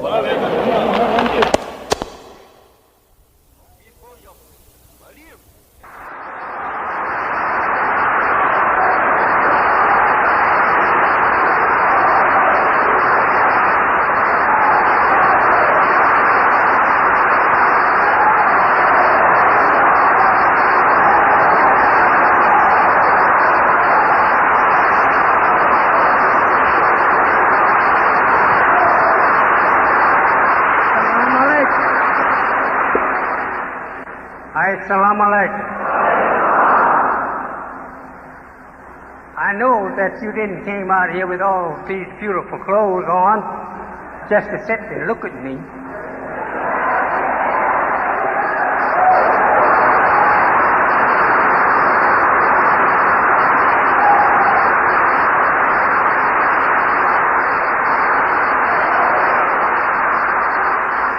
You know, my father was a preacher himself. When I was born, I used to sit up, when I got old enough, pardon me, I used to sit on the speaker stand with him. And everybody would try to hurry to get me on the speaker stand. And those days, much different from these days. My father was poor and he never could buy me a good suit of clothes. And that I would sit up there, I was about 2 or 3 years old, with a little dress on. That's right. They put us on little dresses. The boys is really going some now. I'm certainly happy to see all of you smiling faces here today.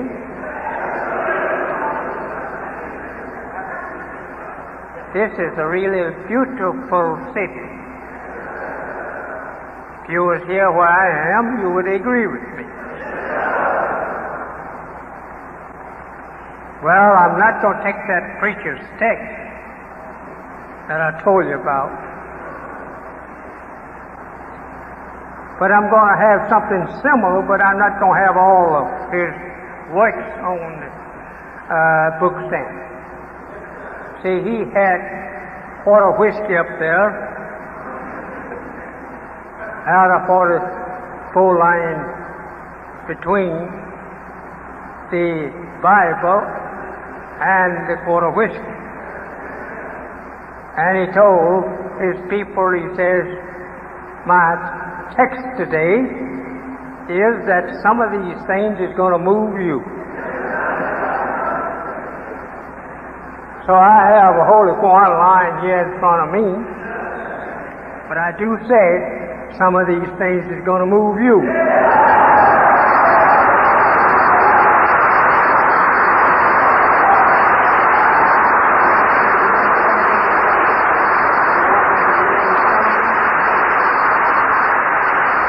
You may be seated. I had forgotten you were standing.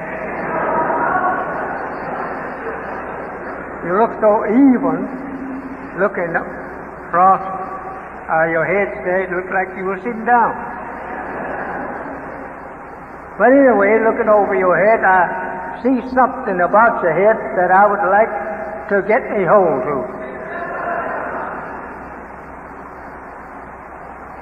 As I used to hear my father preach, in the South. He was a preacher of the Baptist church, and he used to preach about that fire, hell fire. He would teach it so frightening until even I myself, being his son, would be trembling sometimes, thinking, wonder will I live to get to heaven before ever that comes. Yes, thank you. And that I was lucky. I didn't have to go to heaven. Heaven came to me.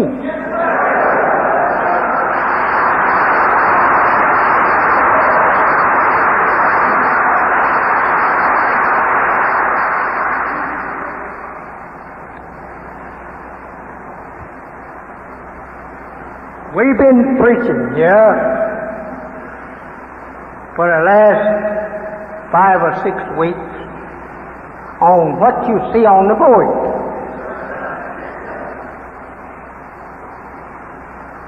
We had for our subject up until today the theology of time. And we are still working on time.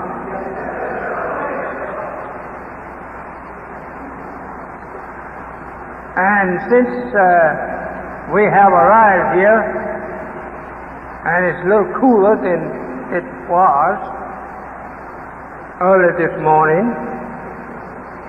we want to take a hold of some of this time subject.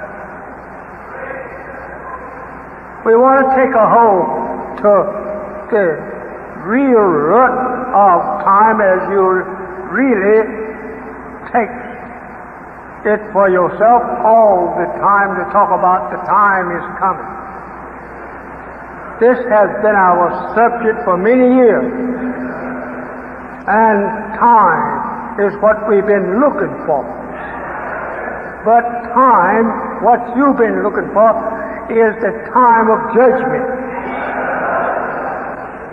So if you've been looking for the time of judgment, this is just what we are preaching on today. The time. I'm very happy to have with us today some of these people who preaches like myself. We have from Wisconsin, Reverend John Jr. Wise.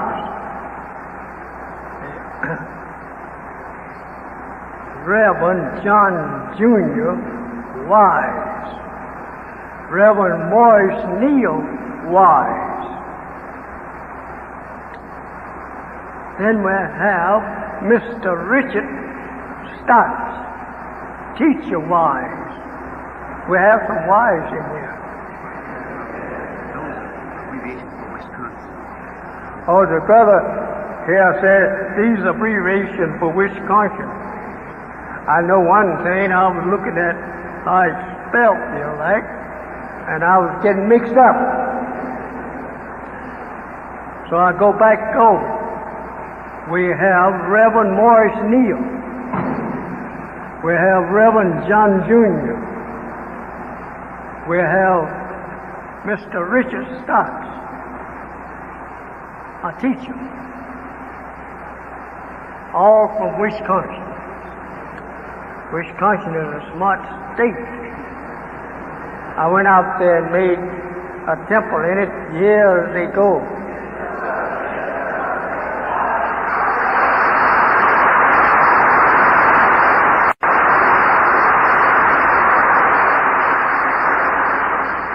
We have a sister by the name of Miss Doris Wallace.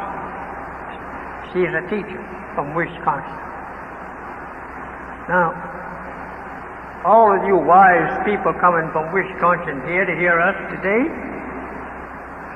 I may have you to say something after you see whether that I'm leading off for myself or not. I'm going to always try and protect myself. So I'm happy that you're visiting us this afternoon, and we pray, Allah, that you will be happy to continue. I'm not saying really a rabbit, but I don't like for people to throw bricks at me. I got to look around. So to have these professional class people with us this afternoon, we hope that they will leave feeling like that we are their brothers and not their enemies. We're not there to teach against each other. We are here to teach the togetherness of us and not to teach against each other. Whatever you know, whatever you believe in, that's you. Whatever I know, whatever I believe in, that's me. If we like one or the other belief, we will let each other know. But first I would like to say to you, beautiful, sitting here before my eyes, as something that we don't have very often. In the world today, we find their congregation very small in places. They are breaking up, and they are running here and there, seeking something more than what they have had. I see here before me an estimate somewhat little over 1,000 people. I estimate them to be there. You come up here, maybe you and I will get together on that. I think you look like you will number into 1,000, a little over. In fact about it, this is a small group to when I go out in the public to teach the numbers up to 10,000. And more. This don't make me feel like that I'm bigger than you. No. It makes me feel that we are getting together. Not that I'm bigger than you. We're all the same. We must remember, as the Holy One teaches us, we just cannot be so proud that we can reach the height of a mountain or hill. Since we cannot even reach the height of trees and hills and mountains, why should we be so proud when these things is higher than we are? So if we cannot reach the height of mountains, hills, and even some of our animals is walking around by us much taller than we are, so why should we feel proud? I think that we should relax. Take a seat and sit down and look and see around us what all is really higher than we are. We cannot step through the earth, not by no means. Earth is approximately 8,000 miles in diameter. through it. Now, our legs don't measure that. I'm only wanting to ask you not to be proud. We can't reach the top of the mountain, and we can't step through the earth. So why shouldn't we be on the level on the earth? Right. This is what has ruined the black man in North America. He's taking step after his slave master. Want to be proud and big boy. You cannot be big boy even with him. He has the world and you have nothing.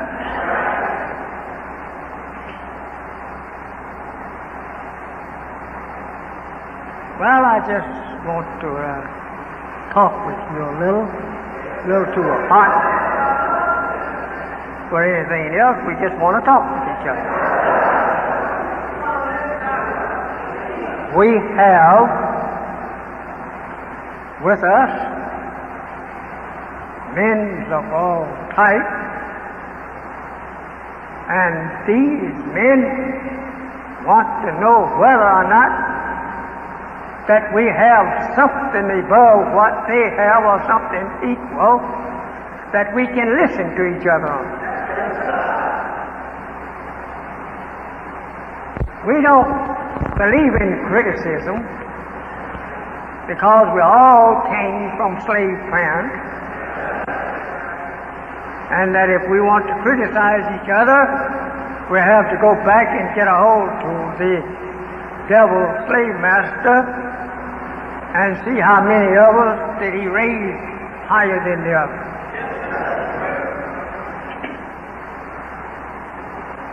I love common language. I love to be equal with you. I don't like raising myself up above you just because I believe I know more than you. No, we don't do that. I may have insulted you when I said that. But a man taught by God, lived with God for 3 years and a half, and he taught him his wisdom. I know you didn't hear all of this. I know you did not see all of this.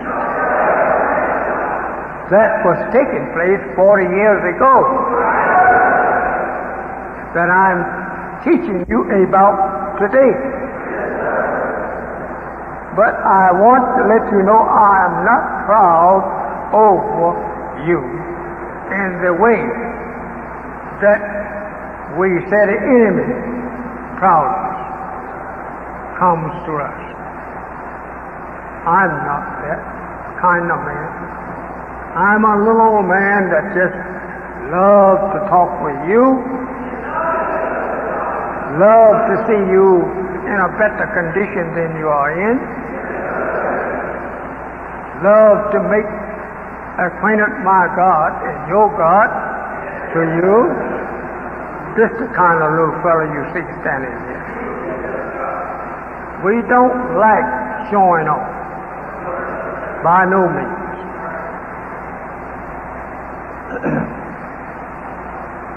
If I have to hurt your feelings, I will try and rub to slow down somewhere in what I say. But if I hurt your feelings, I'm hurting it for the better.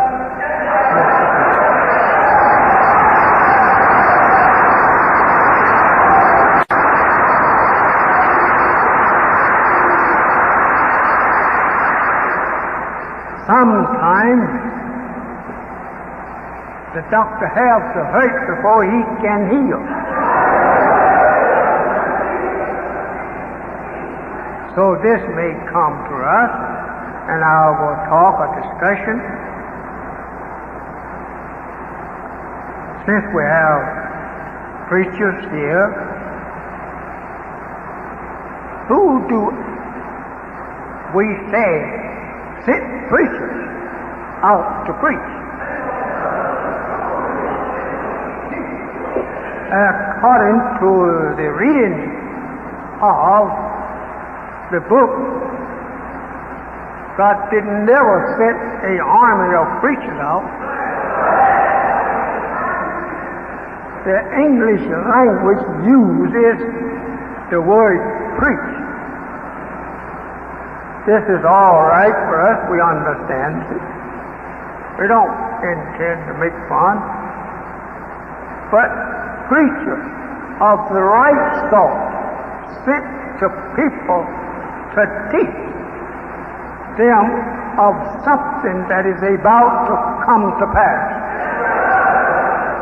They are sent from God, and He never has sent a whole group of them. He made the responsibility to light on one man. He sent Jonah to Nineveh, according to the history of Jonah in the Bible, to call upon the Ninevites to warn them that yet 40 days and 40 nights Nineveh will be overthrown. Why do he specify the 40 days and 40 nights? We want to find out why did he give him that length of time. Because 40 days is used, 40 nights is used in the end of the world. And to compare his preaching with the end of the world, man's sermon there, okay, then it is right. He should have that number to give us a picture of what the end of the world figure will look like. Jesus fasted 40 days, he said, in the wilderness. What wilderness did Jesus fast in?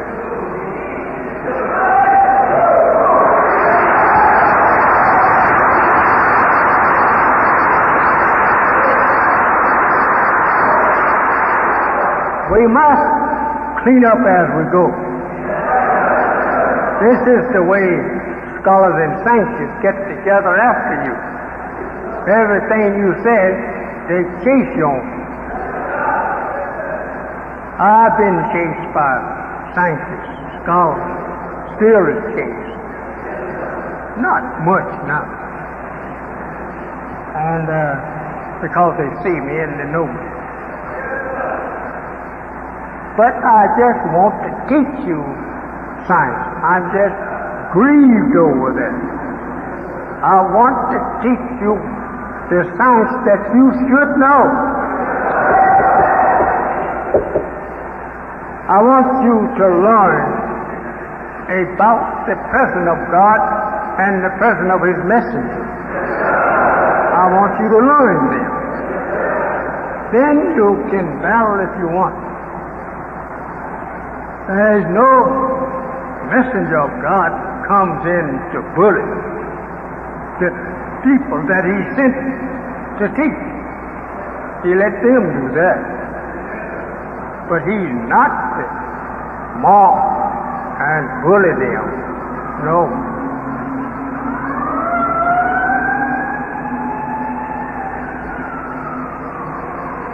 We have thousands of preachers of Christianity in the country of America. You can't find in the Bible where God ever sent 1,000 people. The preacher may have to go there and get 1,000, but he never sends 1,000 to the people.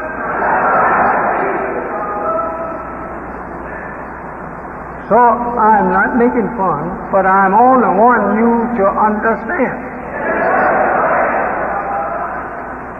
if there had been sent with me 1,000 more Elijah Muhammad, you would have seen me bowing out of that seat, because I didn't think God was so weak that he would have to send in 1,000.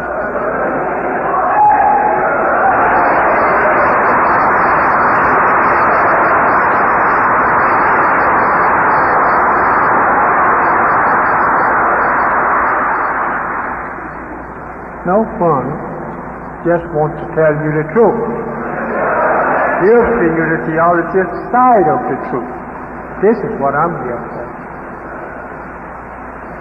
I know where we came from. We came from an enemy. Think over in the time of slavery. The enemy made his own preachers. And they had to preach what he tells them to preach. He still likes that. Remember, Reverend, I'm not after you. I'm just only trying to teach you the theology of time.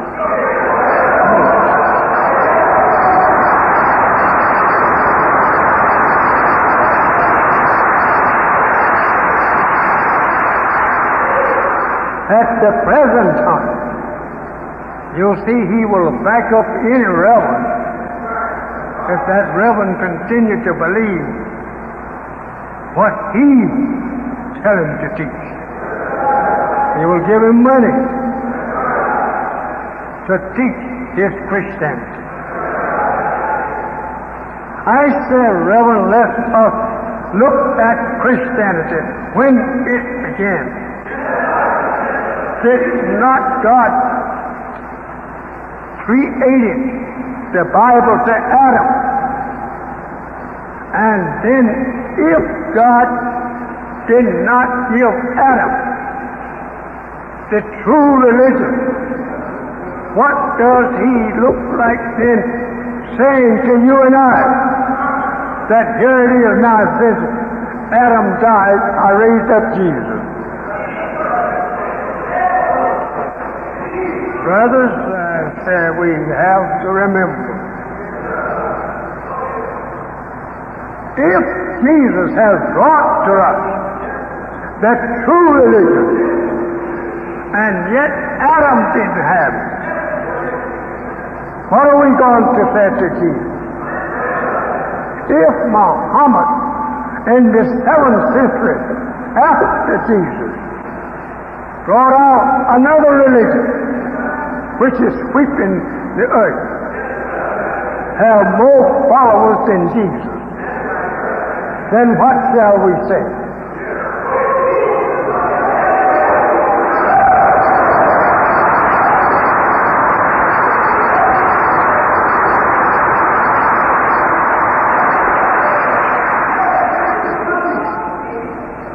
And if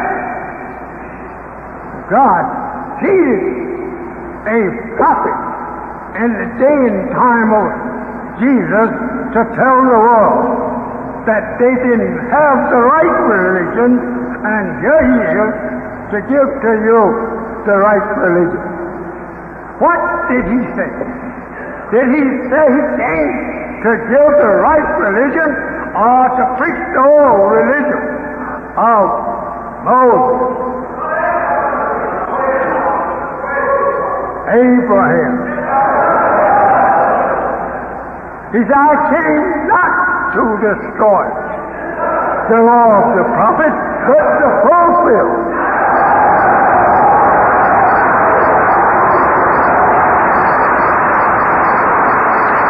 But where I got my promise from God, the God that was to come and is come. I don't say that you believe in a man being a God. Maybe you don't. I'm not going to argue with you. If you don't believe man is God, I don't want to argue with you. Just show me that which you believe in.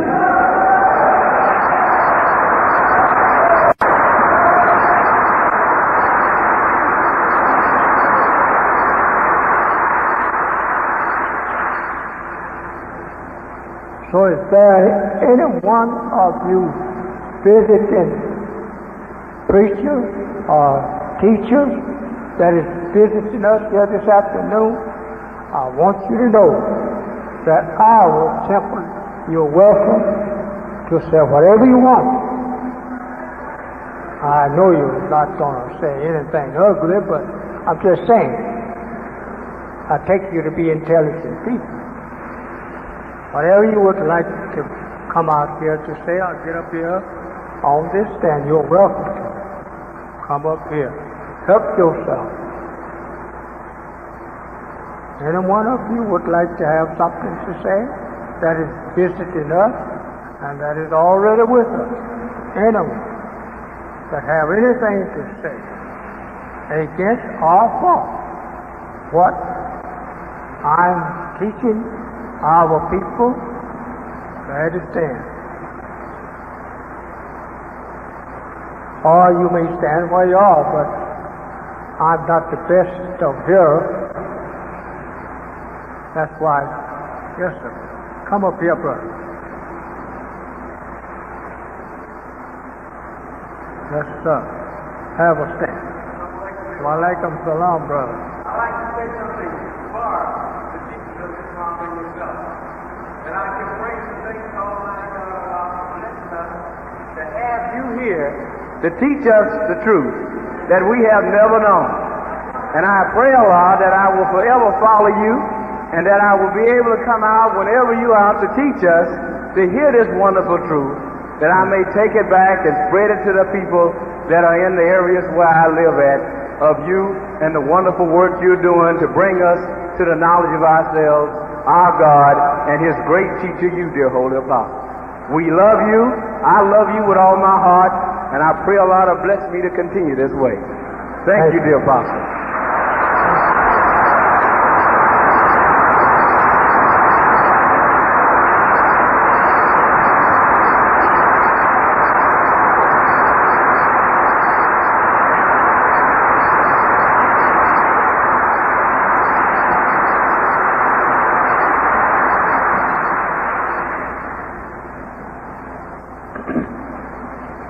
Is there another?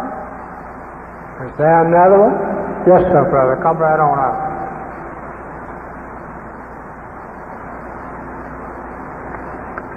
You can come up here. I'm from 26B. I'm from 26B in Oakland. My name is Brother Kenneth Williams. And my question, because I've only taken my letter out a couple of months ago, is about some reading that I've been doing. And you mentioned that the 10,000 angels were here in this country, and I wanted to ask, would they be from among the dead? We can't hear him up here. I wanted to ask if the angels, the 10,000 angels that are in this country to help you, are from among the dead, the so-called Negro. Oh, yes, brother. Yes, they are here. They are not to be pointed out to people who will point them out. Like in the day of Solomon, Gomorrah's destruction, there was the angel there with Lot that was going to do the job. But they couldn't tell the people before the day that they were going to do it. That the people would have tried to kill them before. The same way it is today. You can't point out the destroyers of the world to no one. You're pointing them out to the enemy to take attack on him at once, because they're human beings like you and I, and we can be killed. Yes, sir. And if we have power to keep you from killing us, well then, we may bring about the total thing before time that the others get right and get ready to go out. See, these things is used by wise people and not by people just would like to tempt God and tempt His messengers. You are not to tempt God, nor to tempt His messenger for just yourself. You've got millions of people in America, and they may all not be ready, and God wants to save us all. Not to do something just to please someone who would like to tempt God. You can't tempt God, brother. This is dangerous to try. And to satisfy one person and his desire, you can't do that. We have millions here to please, or rather to try to save. And we hope that they'll be pleased with our Savior. Thank you, sir. You're welcome. Assalamu alaikum. Thank you.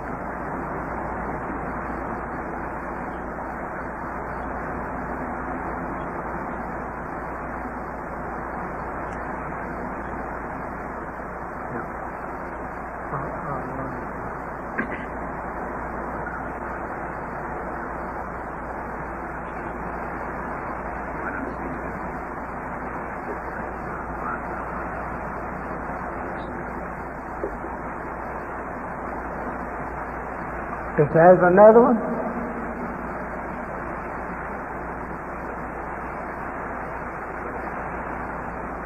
Oh, this is the rector of our school throughout America.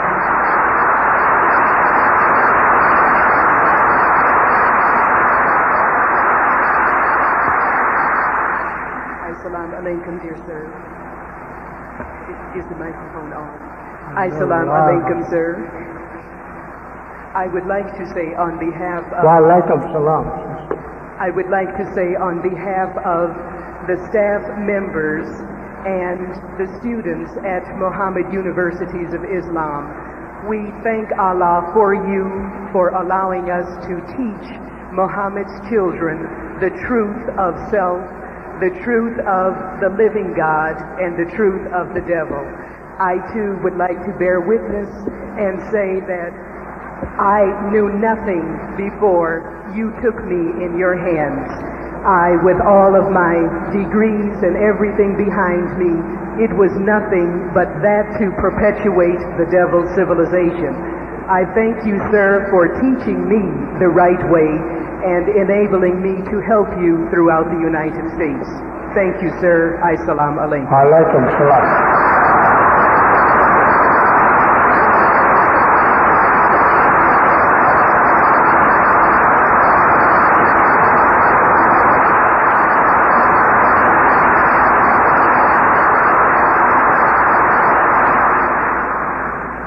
This is our director of our school throughout North America.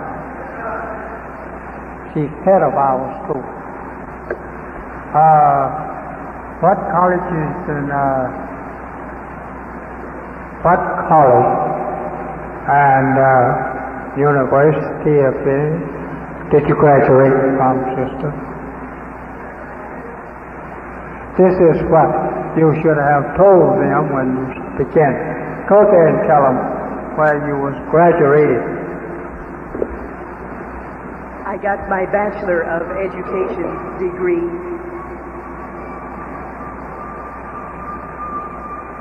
I received my Bachelor of Science in Education from Chicago State University. I received my Master's degree from Chicago State University. I have had graduate courses in engineering design from the University of California, the University of Wisconsin. I have an Associate of Science degree in electrical engineering, an Associate of Science degree in arts with photography as a major, and, well, a few others I can't think of at this moment, sir. Thank you.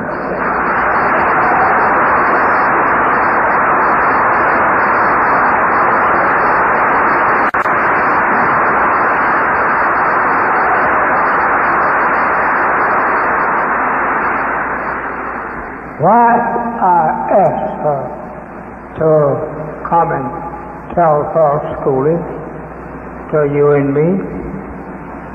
It's due to the fact that we hear lots of people criticizing us out there in the street that it's the school of Islam. You can't learn nothing there when the head of it is no graduate of no school. And that they do that to keep you from coming in. I want you to remember that there is not a prophet in the Bible, nor Holy Quran, was a graduate from the people that he was warning. Not one. If you can find me a prophet in the Bible was a graduated man from some university of the land, I will pay you $10,000 for lying. The Bible said Moses was highly educated. He was brought up in the house of Pharaoh. That Moses we don't find in the Bible, where he was educated under Pharaoh's school, in his school, with a degree. And we find this man, Moses, whom they say was well educated, out, away from Pharaoh. When Allah called him to go to Pharaoh, he was not in Egypt. He was out of Egypt, where he was called. Now, we, I think, talk a little too much on that which we know little about. Moses was educated all right enough, but Moses did not boast of his education to Pharaoh. If he had, he would have been talking to Pharaoh in his own language. But he didn't do that. The argument that they had between each other about his non-expert language, Pharaoh didn't argue with him that he had taught him an education, but he condemned Moses for not having an education capable to talk with him. So we want to be right in these things. Some of these places where you find where Pharaoh and Moses is exchanged in arguments is due to this time and not in that time.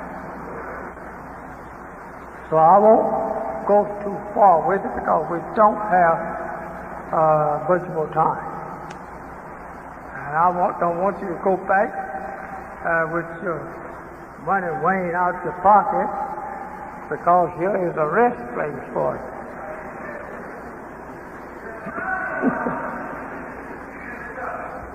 So, if there is someone else would like to have a word to say, boy, yes.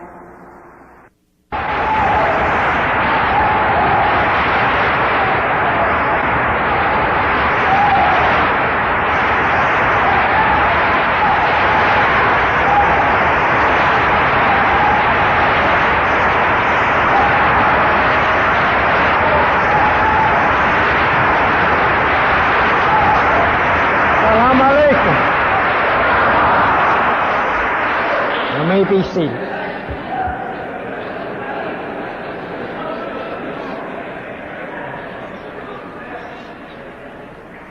Assalamu alaikum. My dear beloved brothers and sisters, I'm very happy to see your smiling faces here this afternoon. And I hope that you will leave smiling. We have plenty to tell you, whether you accept it or not.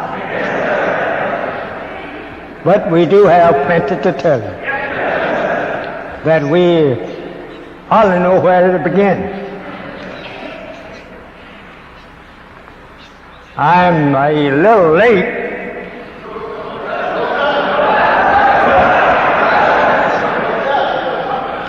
Ah, that's right.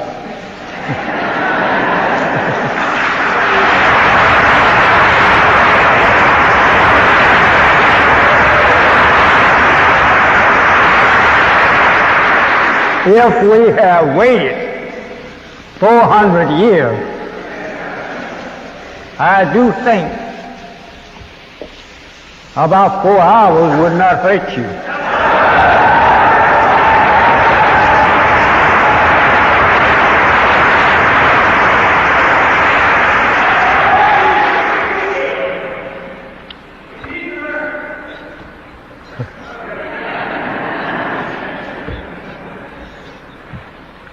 I'm very happy to learn that there is some preacher of the Christian churches here with us this afternoon. Reverend, I hope that you enjoy what we have to say.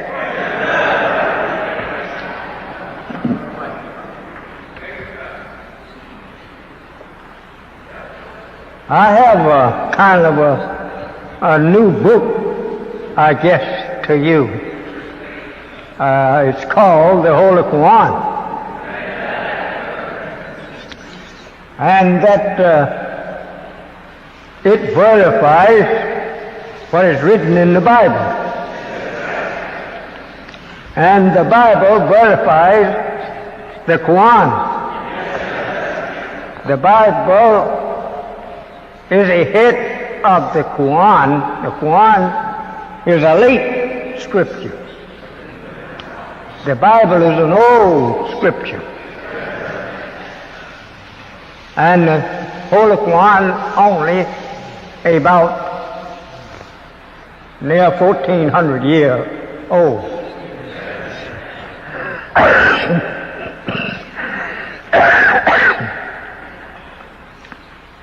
But the Bible is 4,000 years old or more. It was given to Moses on the choosing of Allah and the rise of Moses. He was risen up among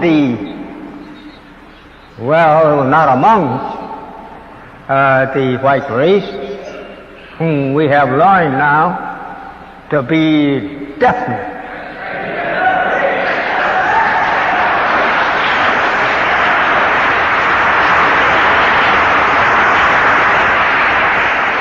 A race of devils. This is what we are teaching you. And if you don't believe it, I'm sorry for your future. I don't think it should be hard for the black man of America to learn that the white race is devil. I don't think it should be hard to learn. For it was the devil who reared us. We did not rear ourselves up in North America. It was the devil who reared our parents up from slavery. Some may say, no. He wasn't the devil, because we are here and we are preaching and singing and we all feel happy. But that was created in you. You are from creation and the white man is from make. We made the white man. Let us make man. I want the preacher to listen to all I have to say. I mean Christian preachers. And then I wish that you'll ask me anything that I don't make clear to you, to make it more clear. Since you are students and preachers of the Scripture, Bible, then you ought to know me.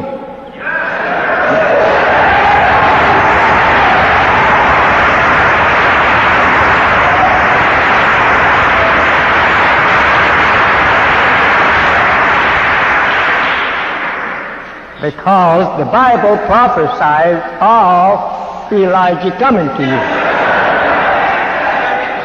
And I am Elijah.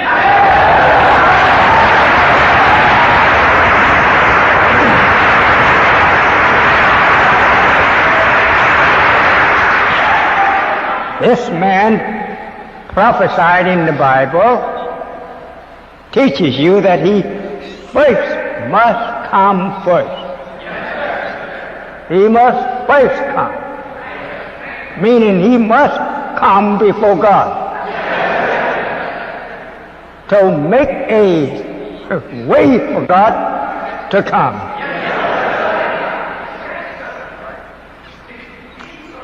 Let's talk about it, Reverend.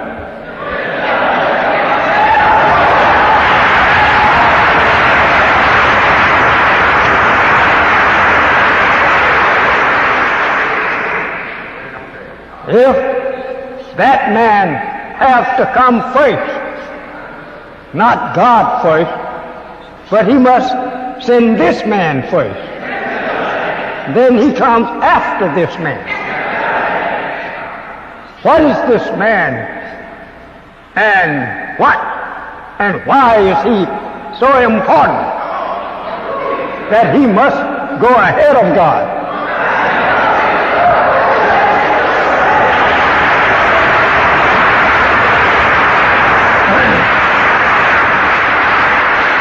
Let's get acquainted with each other, Reverend. He must prepare the way. Why don't God prepare the way? Why should he send Elijah to prepare the way?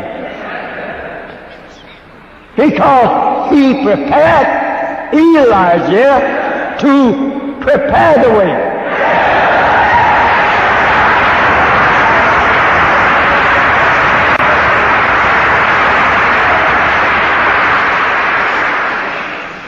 This is done by government, nations all over the earth. They send an ambassador to a foreign nation to get acquainted with that nation so that the kings or the president or the people of a foreign land may get acquainted with a foreign nation so that they can see if they can make friends with each other.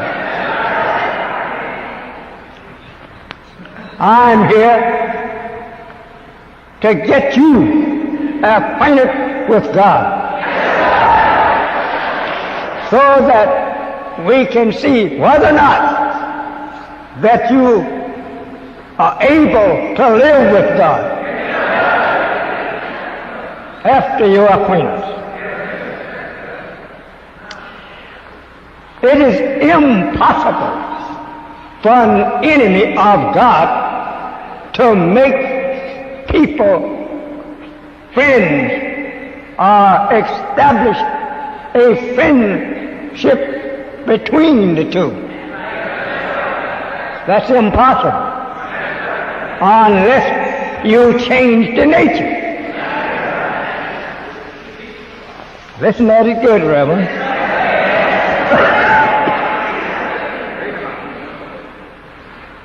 We cannot recognize a preacher sent from the devil to lead us to God.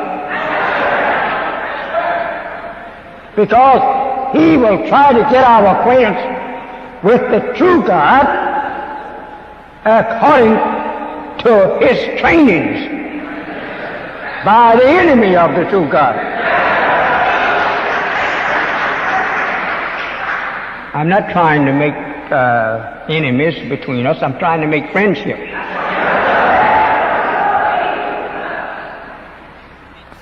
The thing that has happened between our black Christian preachers and the preachers of Islam, they actually believe that what the blue-eyed devils have taught them is right,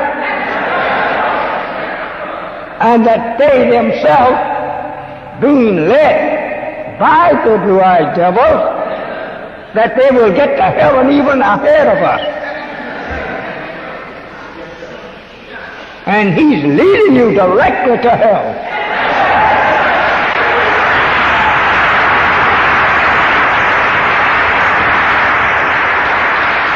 This is what I'm risen up in your midst to put a stop to you falling an enemy of God, and you thinks he's a friend, to his hell that he has made, because by nature he was made to make hell for the righteous.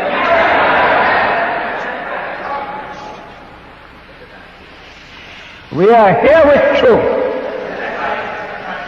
We are here to be attacked by the world of the devil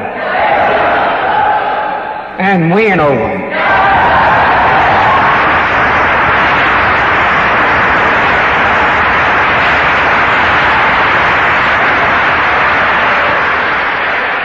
Christianity is dying a natural death. Everybody that is awakening to the very root of Christianity of the white race is turning it down. Reverend, your whole church is getting chilly.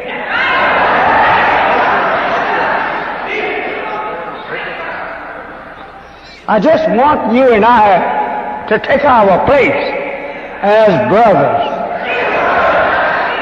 I'm not going against you, because pretty soon you will surely come over to Elijah Muhammad.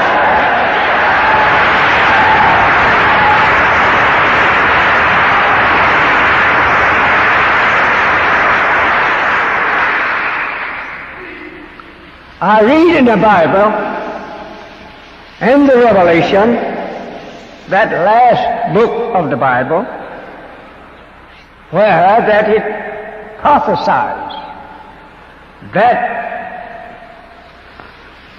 the devil and his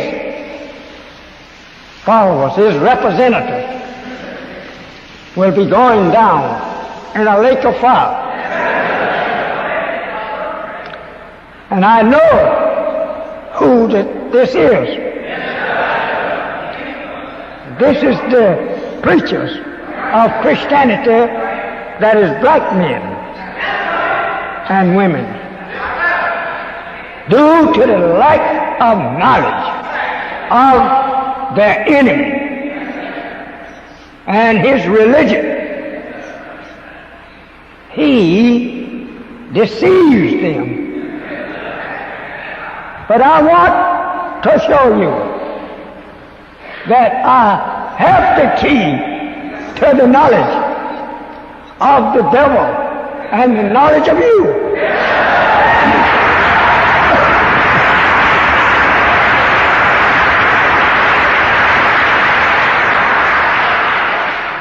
I'm here in the midst of the devil, and I dare not to bite my tongue.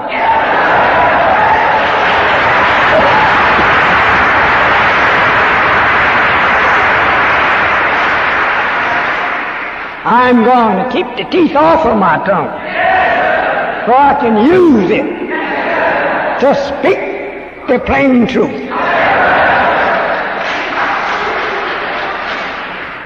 We are living in a time called the resurrection.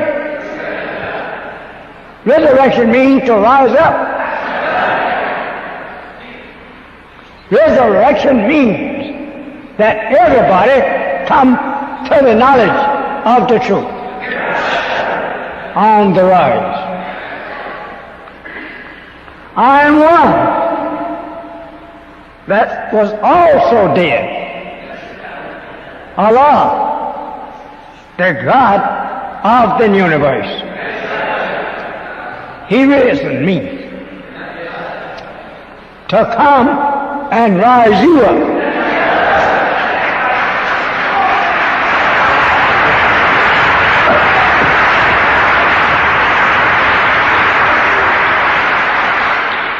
This is all. This is also. Excuse me.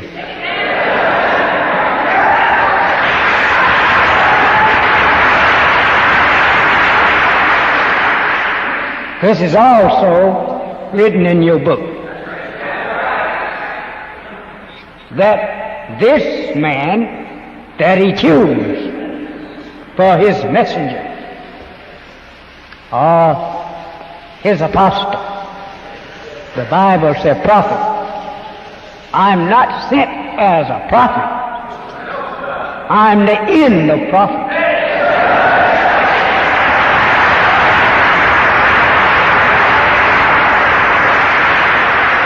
You don't need a prophet today. You need direction. And direction is a messenger to lead you in the right path, directing you from himself to God in reality.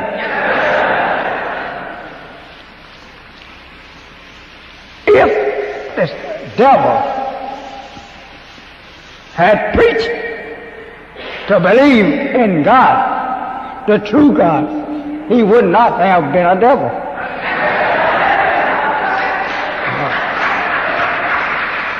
They're out there today with the city filled with their voices. But they're only out there trying to deceive you that they're directly from God and preaching God. Tell him then, why don't you call him Allah then? He said, well, we mean the same. That's the Mohammed name for God. You tell him then who is the name of the God that you are preaching.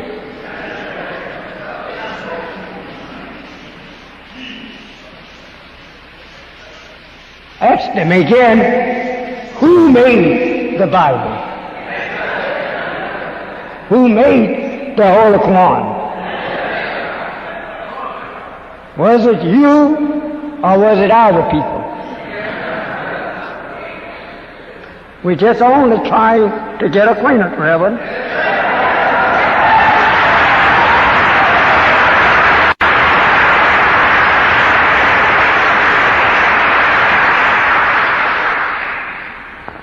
We have lived here in the Western Hemisphere for a long time. And it is time that we get acquainted with each other. I was born in the Western Hemisphere. I'm no foreigner. I'm your brother.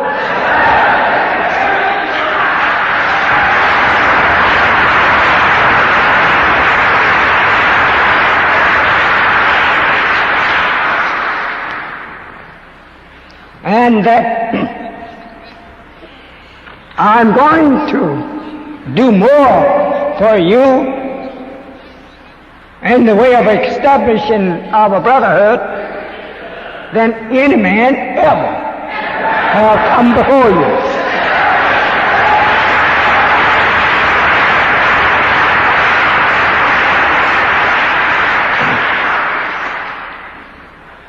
agreed to God, put it in black and white, that I would give my life for you, if necessary. I have served 2 or 3 jail sentences, and I have went to the federal penitentiary for you. From 1 to 5 they give me, and I served something like near 4. All of this was for you. I did not have any choice.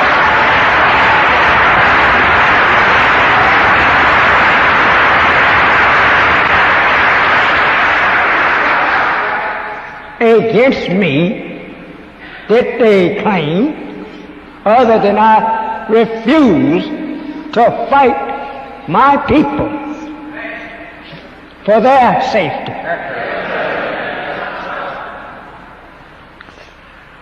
And I will ever refuse. Just take your time and listen. Because this is no easy job to break you away from an enemy that reared you. Because what the enemy taught you, you believe it. Because you had no other teacher. This is quite a job to break you away from your foster parents.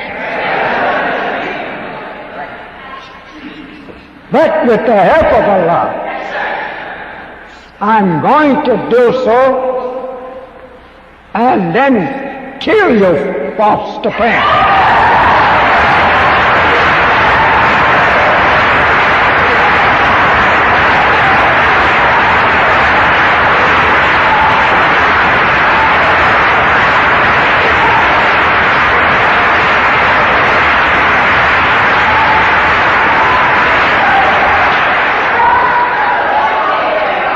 It is true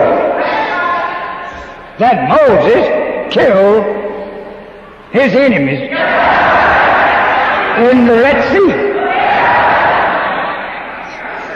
That same rod that at intervals was bringing plagues on Egypt and bringing good to Egypt, it also brought finally the death of Pharaoh.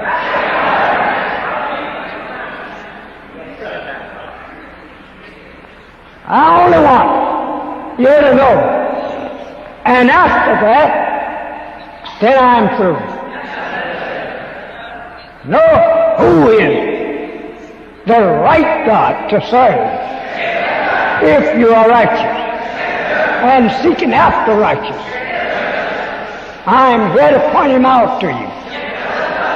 And to point you out the devil, who is against you ever since he brought you here. He didn't bring you here to make you no equal to him. He brought you to make you unequal, and then make you so much unequal to him, you would be unequal to men all over the earth. And no one would want you for a friend. No one would want you for a member in his social equality. Nigger can get that kind of place just to hear his name. They want to know who is nigger. And the white man will represent you, your enemy. That he is a dumb slave of mine. Do not take him in your society. He will ruin it.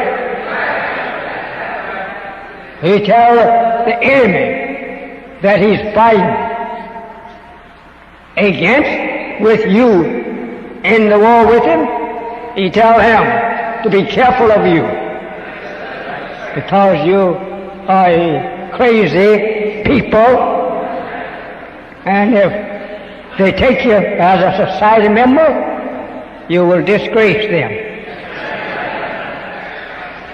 Well, he's not far from truth there, but he made you like that. You are the people that will tear up any society,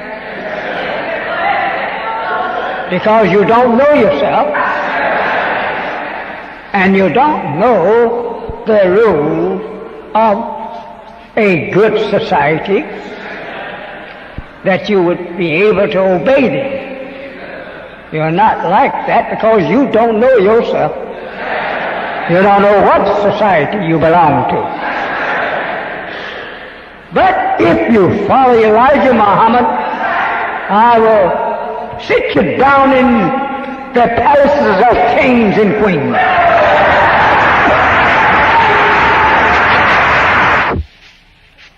And in heaven with your God and my God.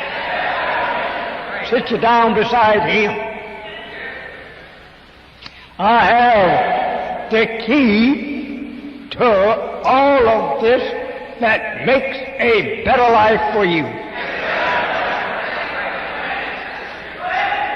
I am that fellow that you find in the Revelation that tells the world that he has the key of death and hell. This is him talking.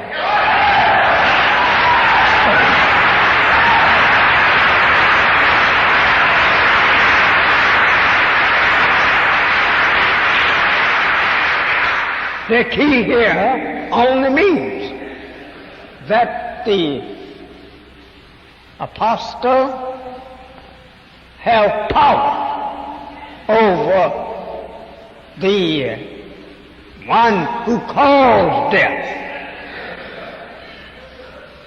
and he have the power to stop hell from spreading.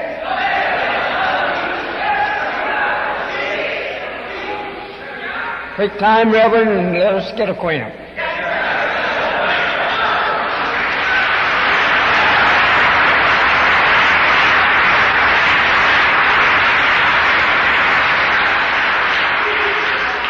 Reverend, my father was a preacher.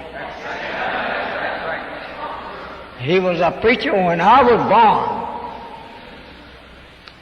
born. And he learned to preach before he died.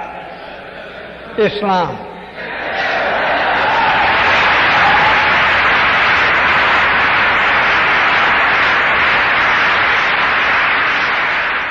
He preached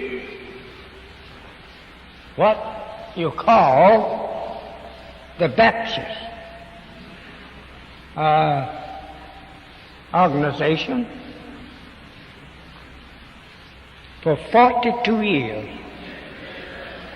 And then I was able, by the help and the power of Allah, to change him after all of those 42 years.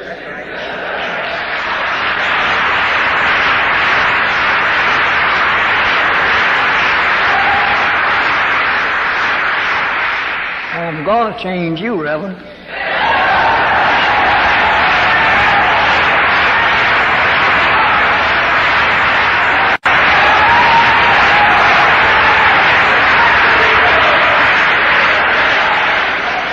The resurrection of the dead means the resurrection of people that is mentally dead to the knowledge of self and truth.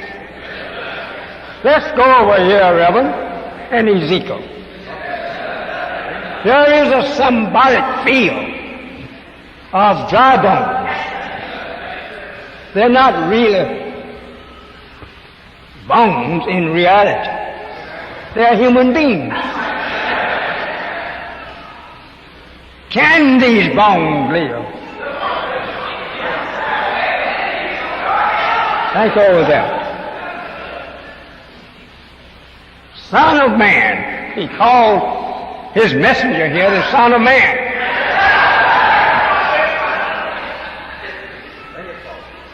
Some of you have preached that he was talking to Jesus. Yes, it's a Jesus, all right, but not the one that was here 2,000 years ago. You must remember, again, Reverend, that Jesus came ahead of time, and that he gave it up and acknowledged that he was ahead of time. Then he prophesied to you in these words, when he comes. Now think over that, Reverend. You're hardly never preaching.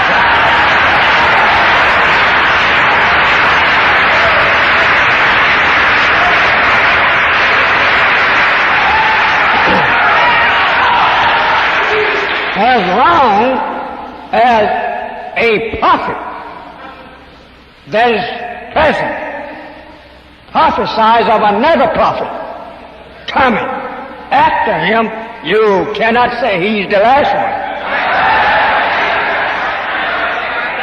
You cannot preach and let it be truthfully known and backed by the truth of Scripture that Jesus was the last one and that he's returning.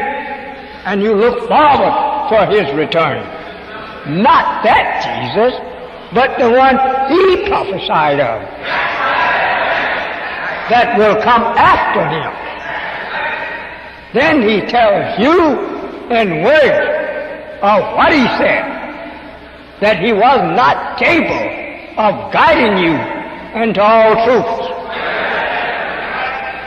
He said, I can't tell you.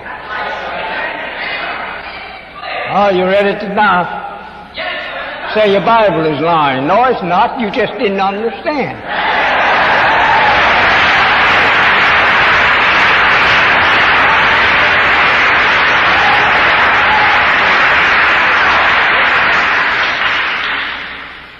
I'm risen up among you, Reverend,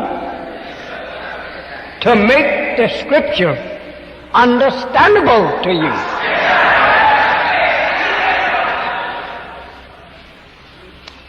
If the Bible and the Holy Quran teachings is not made clear to you, there cannot be no judgment.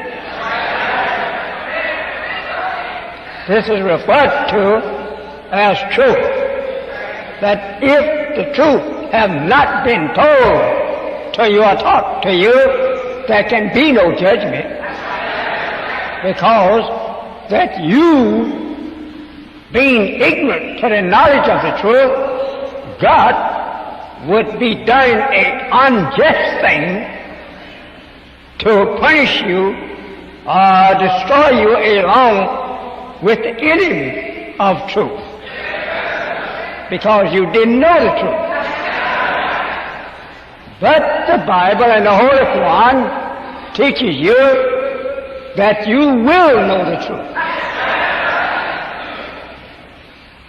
You don't believe it maybe, but this man standing before you this afternoon has been taught the truth of the Bible and Quran. Nothing left out. I'm fully armed with your answer.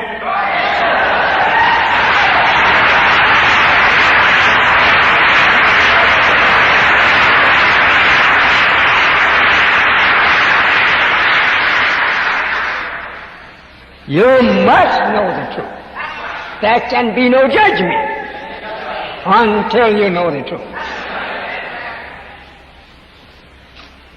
And if this man in the Bible rises up in Revelation with the key of both death and hell, having the knowledge of the devil who kills people with technology, of his teachings.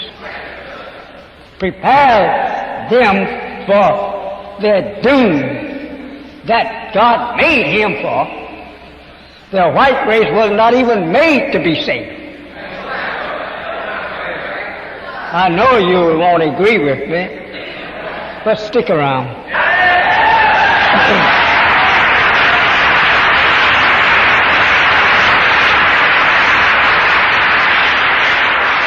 One of the professors from Chicago University, sitting in my house one day, he wanted to know, was not they some of them good? Well, I told him, like I had told many others, I said, there's lots of snakes. Some of these snakes is not as poison as the other, but these are snakes just the same.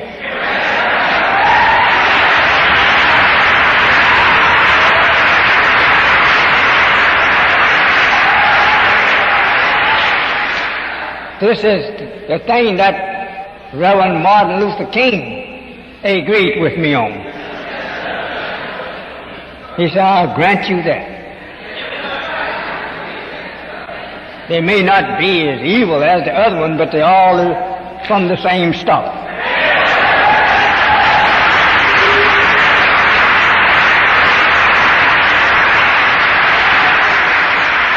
There was a man that was frightened to death by white people because they had tried to buy him over.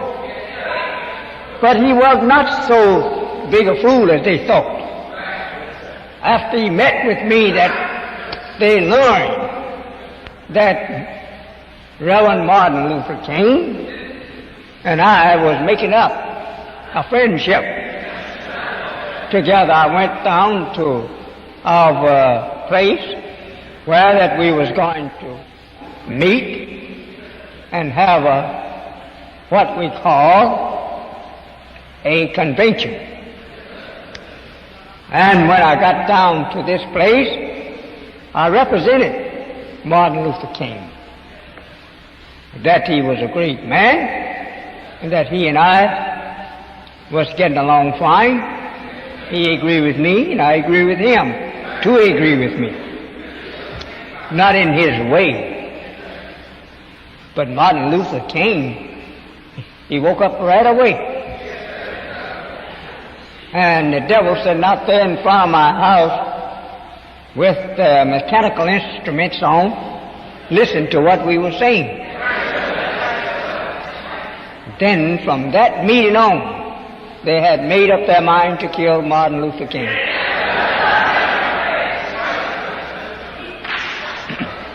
They thought they had prepared him thoroughly to help them lead you to hell with them.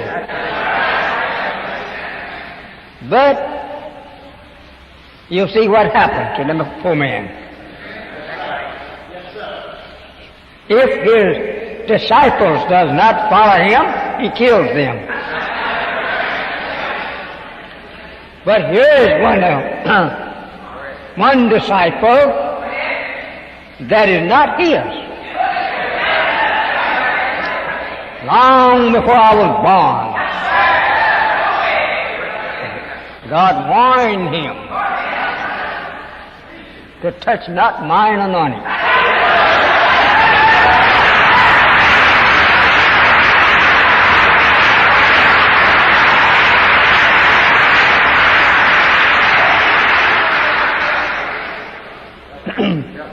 Maybe I should not go so far with this.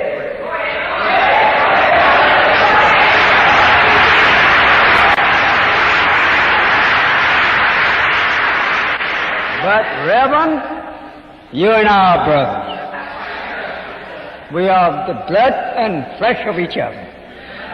And this same deceiver, this blue-eyed devil, that deceiving you to hold or stand on his side, preach Christianity, his religion, That same devil, he once had me in his camp. I didn't preach it. I never preached Christianity. But I thought I was going to be one. And my father was preaching it. And my grandfather was preaching it. And I thought I would rise up as the third in the family and correct these two men. I never believed it like they taught it. And my father and I would argue until finally I got him wavering. Every time he go to the church and preach, I follow him up that Monday morning on his sermon.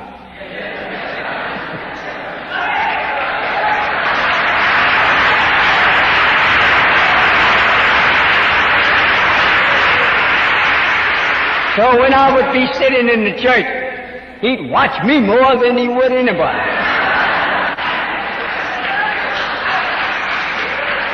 Because you know I am bound to take his text up with him Monday. And when I chased him, and he find no hiding place to get away from me, I heard him one day telling my mother, say, you know that boy he gets on my nerves.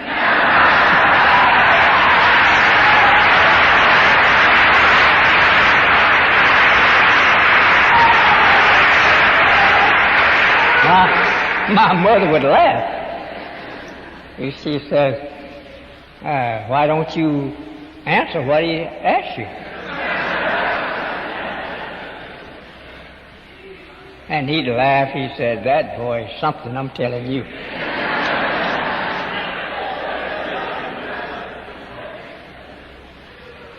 So he kept on till he met my day to preach. Sent by God he didn't know in his day, when he come out telling the people that God has sent him to preach. You know, this is one of the worst lying outfit you ever saw. Everyone comes out saying that God have sent me to preach. You ask him, why did he send you? I dreamed that I saw a white man telling me this, and the white man was telling him that. White man was his sender. See? And he's still sending preachers out.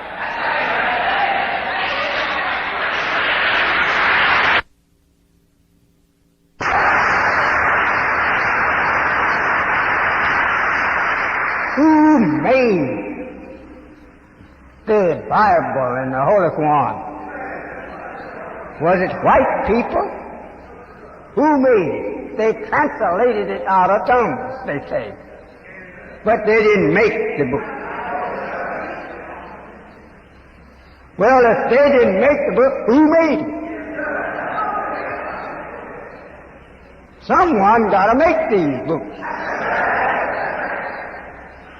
So if some spook, they claim, that is God, didn't make the Bible nor the Holy Quran, who made these books? He said he got the Bible from Hebrews and Greeks, but where did they get the Bible?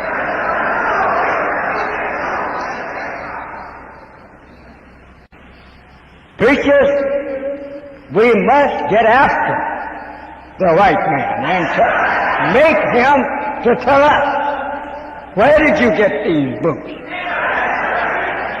You say you translated out of the original tongue. What was the original tongue? It could not have been Hebrew.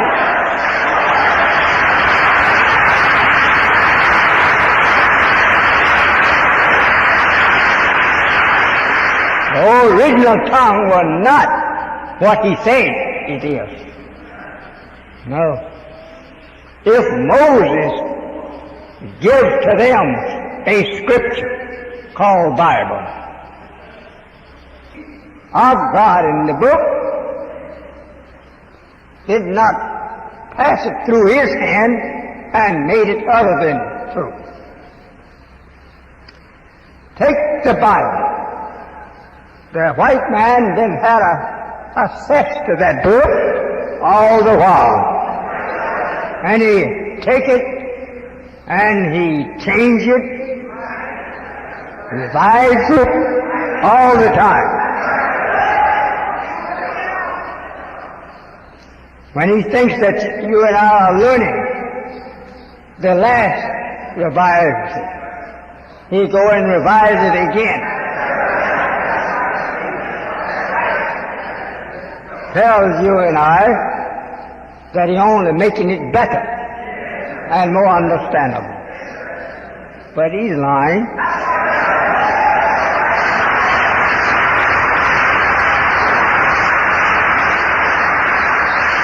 He thinks that you and me have learned this book, and you want to take it now and check it over and make some other part of it hard to understand.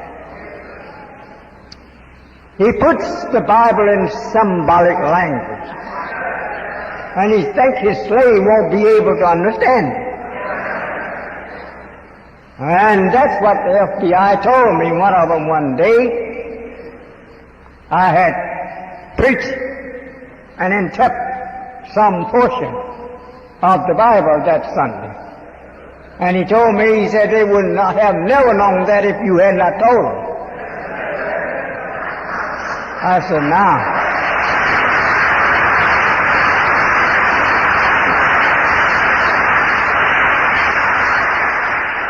I said, now he's confessing to me out of his own mouth that he don't want the Bible truth to be interpreted to the black man. You certainly have an evil man that have sent you to preach and backing you up. Thousands of preachers throughout the country given little pieces of paper from the enemy of the book, claiming he's ordained or he's sent by counsel or by this authorities and that authority. Brothers, you are wrong. You are absolutely wrong. You'll never be able to stand before the God of truth and justice, for him to justify your sending, to be a preacher by the devil himself, his enemy. Oh yes, that's who it was. You carries their license and their credentials. They make them out for you. Who have sent me? Did I go down to the city hall to get any papers of authority?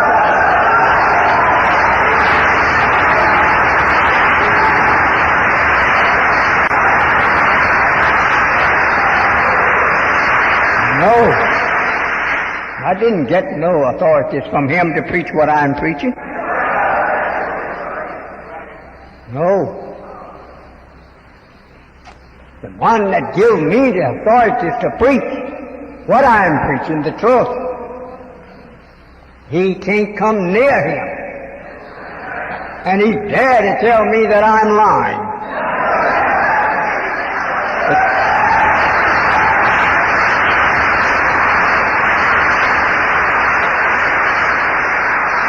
He knows that I'm not lying. He knows that I'm telling the truth, and wishes that I will have mercy on his old damnable soul, that he may enter the heavens with us.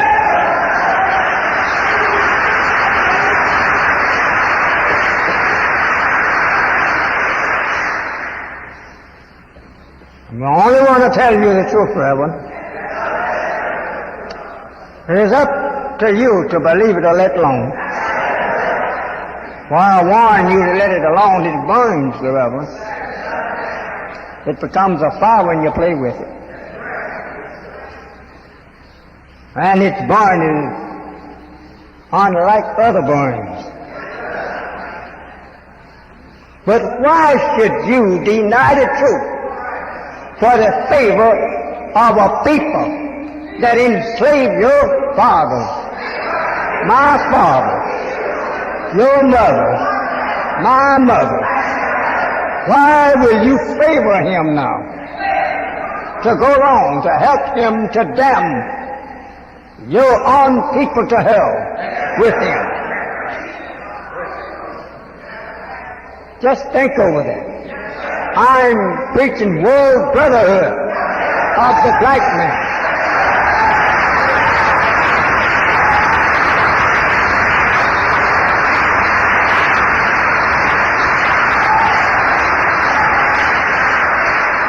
I don't want to stop you from preaching, but I want to give you the right text to preach.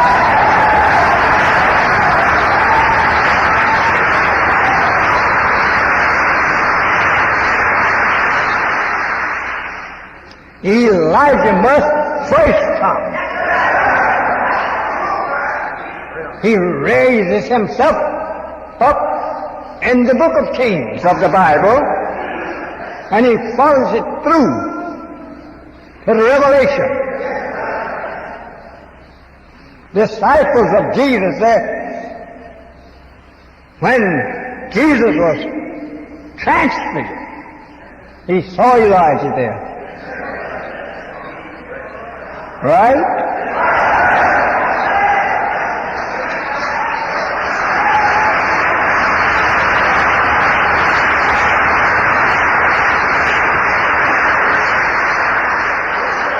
Tell them, Son of Man, but they won't believe you because they would not hear me.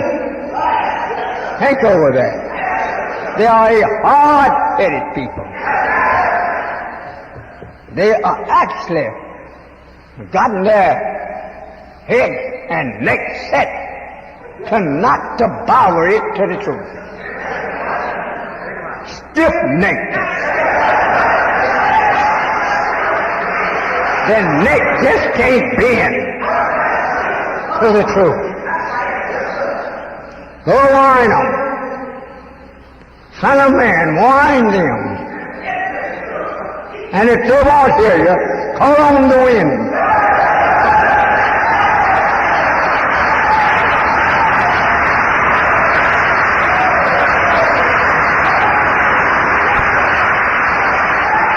Tell the wind to come and come from all parts and breathe upon this flame. Reverend, that means war.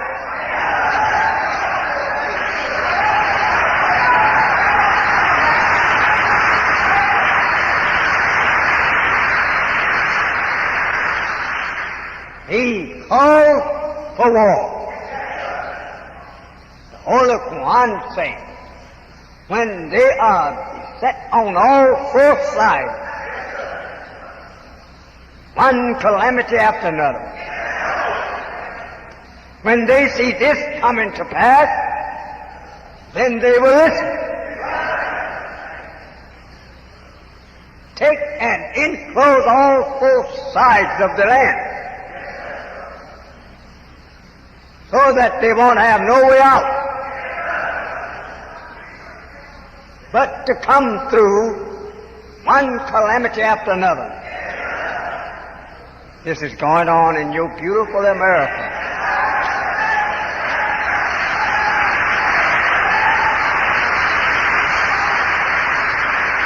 You being preachers sent by what I know to be the real devil, why don't you pray to stop this calamities from coming on the country? Pray to your God that the white man taught you to pray to. Hey, get Elijah's God. Make him to stop the calamities that Elijah's God is sending upon you.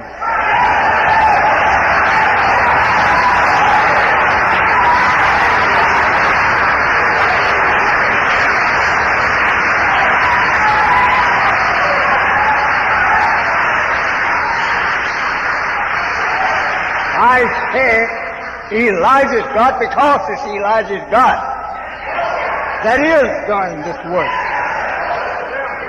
And Elijah's with him. Get loose from him.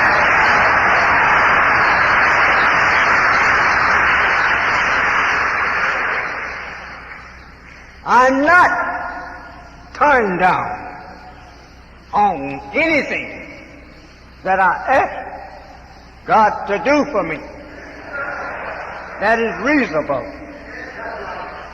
I can't stop you from dying. That's nature for us, to die. None come to stay forever. Regardless to Moses' goodness and walking and talking with God, he couldn't stay here.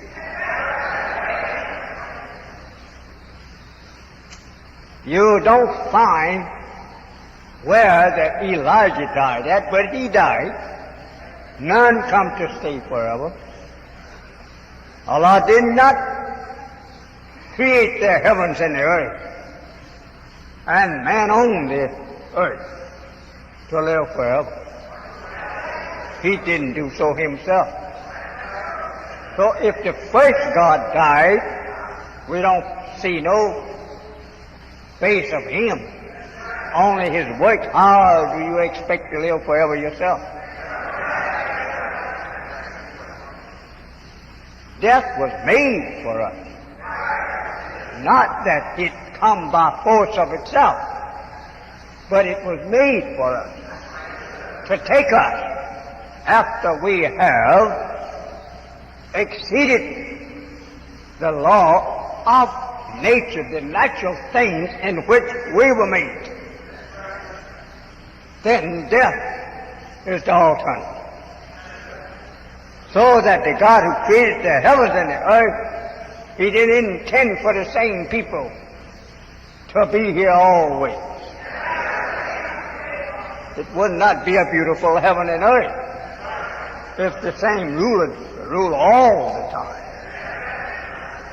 You say, well, how are you going to prove that, Muhammad, that God don't live and rule all the time? Yes, God lives and rules all the time, but not that same God.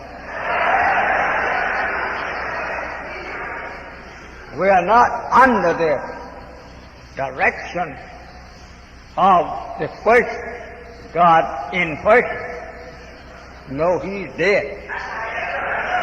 But another one rose up a little wiser than that first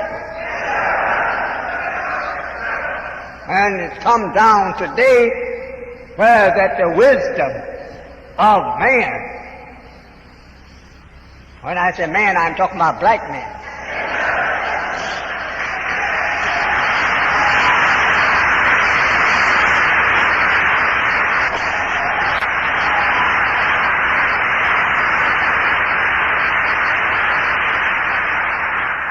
The white man is mankind, and he don't mind being called mankind, because he knows that's the truth.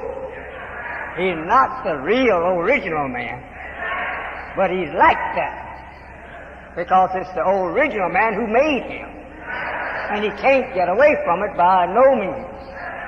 White man was made by the black man. Yeah, very late too, very late. Just 6,000 years ago. The black man grafted him from himself. Just 6,000 years ago. That's late to our 66 trillion and our 76 trillion years. Count our time in trillions of years, count his in 6 years. In 1 year, 2 years, his history divided into 3 parts. 2,000 years in each part. Our history is not like that. We got 3 divisions in it, but they are long, long divisions. Let's get back here and talk some of that which we are here to talk on. I had another subject, but since Reverend is visiting us, I want to talk with the Reverend.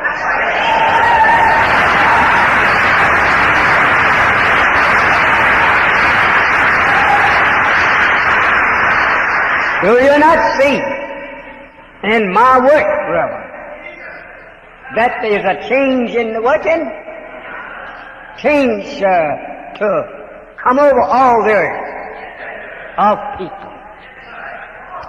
Have you ever seen me dressed like this when I was in the church, Reverend? Did you ever see our women dressed like that, Reverend, when they was in the church? And Reverend, did you ever hear them talk like this? Did you ever see them solid in the church without singing? You put them up to sing to fascinate the people. You will take them with their dresses halfway to thighs of their legs to sit in your church.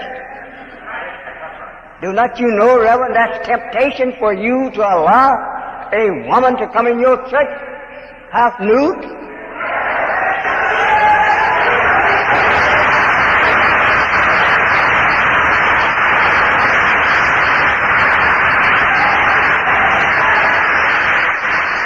You standing above them like I am now, looking right down in their lap?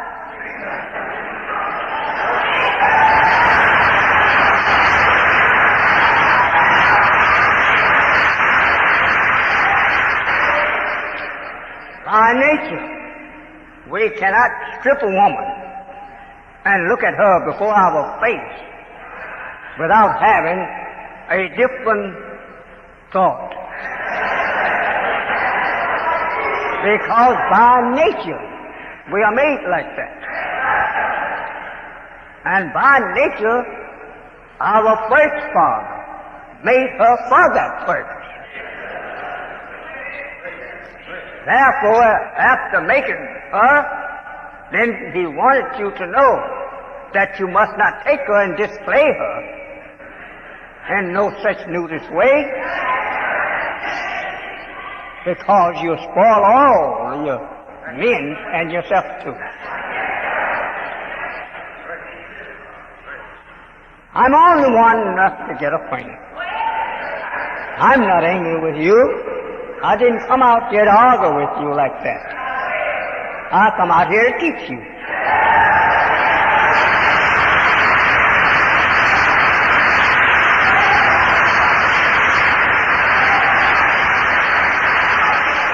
Every time that we have meeting, some of your church people come here half nude, but we turn around out there to the door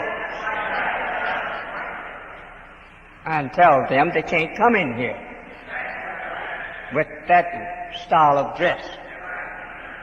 They go back. Some of them go back and dress over again and come back. That shows you, Reverend, that they would follow us the right way, dress right, if you would help us.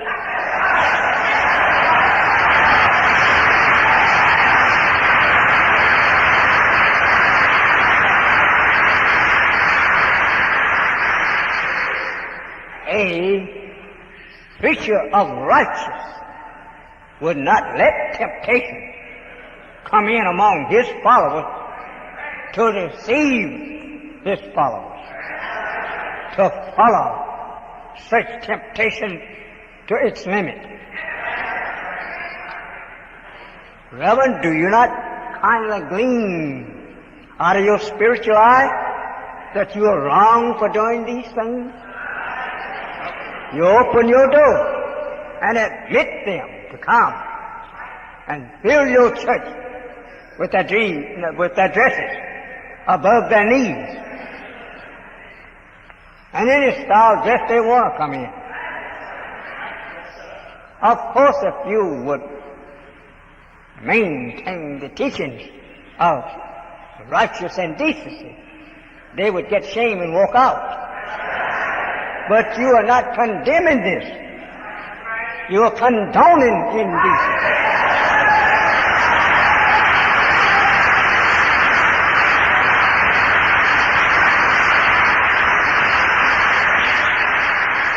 No wonder that the Bible and the Revelation said or teaches us that the prophet says that he saw the devil and his angels, his preachers, dumped into a lake of fire. Reverend, that's talking about you. You say, I got nothing to do with the white man, where he lived. Oh, yes, you do. Because he's the one training you and still teaches you. And you are acting just like him, defending him against God and his prophets. What you are doing. You aid him in the imprisonment and death of his prophets. Then you say, if you had been here when they was killing the prophets, you would not have taken no hand in that. But how about it, Reverend? I'm one of them.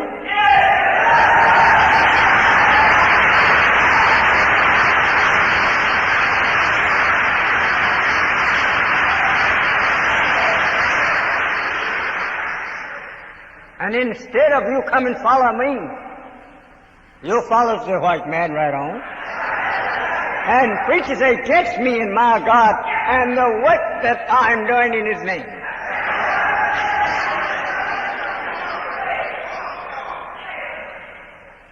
I am your brother, Reverend, and I want to get you without a fight. But if you don't believe and follow me, I'm going to bring my friend with me, and that's God.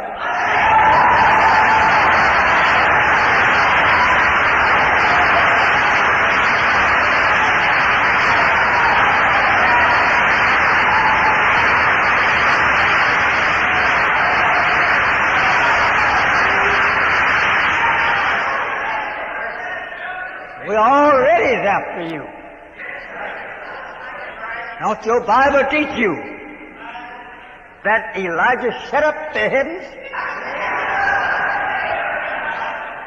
and it didn't open up until he prayed for it to open up?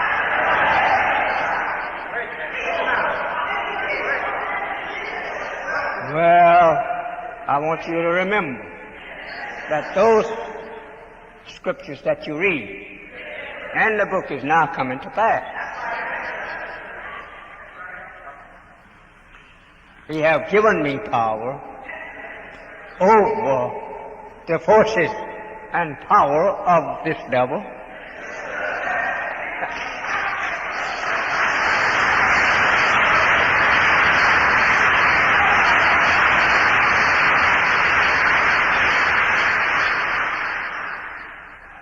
And that you don't have any power against us. You're like a child that's under you. You don't want to fight the child as you would have grown up, because that's a baby. Same goes for you with me. I don't want to fight you, because you are no match for me.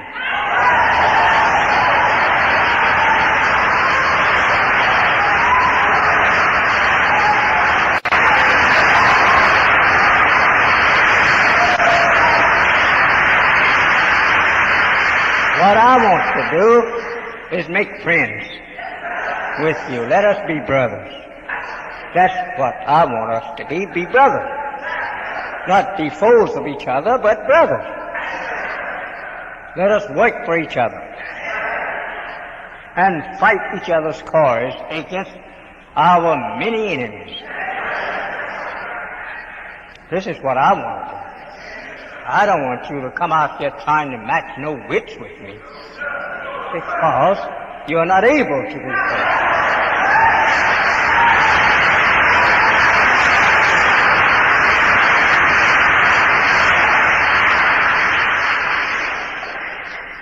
All I want you to do is to bear me witness of the truth that I am bringing to you, and lay down the lie of the devil.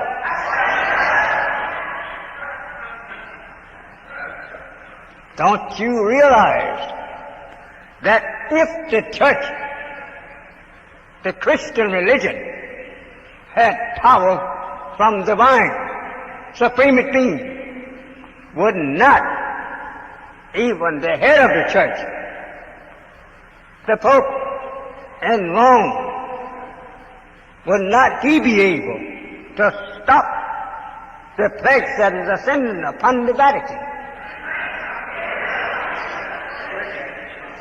He said that he would be like the Most High.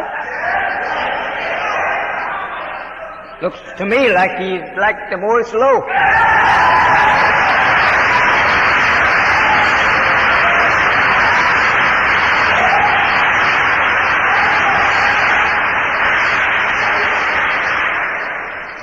We are here to battle the world with truth. Not with falsehood, but with truth. The black man was made out of truth. He wasn't made out of falsehood. He was created from truth,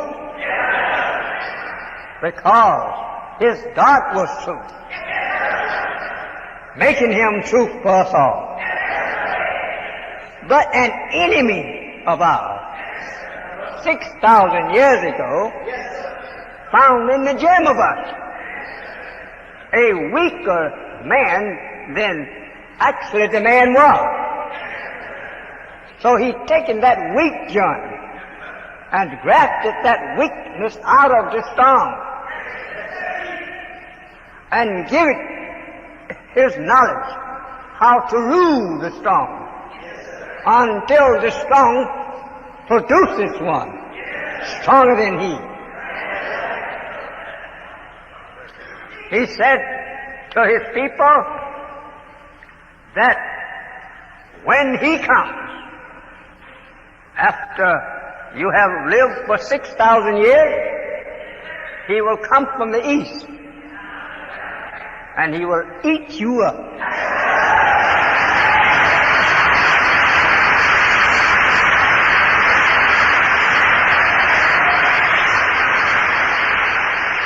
Your Bible and my Bible prophesies that the destroyer will come from the east. And he will bring an army with him. And that before they do this, they will lay hold on the trade, meaning you and me, and take us away. Reverend, it looked like to me you ought to understand some of this. A little kind of plain here for you not to understand it. Think over how plain this is. That he will come from the east and gather you from the west. That's pretty plain, brother. Gather us from the west. Israel will not be gathered, but it's you and me that's in the house of Israel that must be gathered. We don't belong to Israel's house. The race of Israel is the devil's race. But they have us in their race, and to show you how so foolish the devil have made us, here goes black people from America to help fight on the side of Israel against his black brothers over there, calling themselves black Hebrews. Brothers, that is not the worst foolery you ever read of.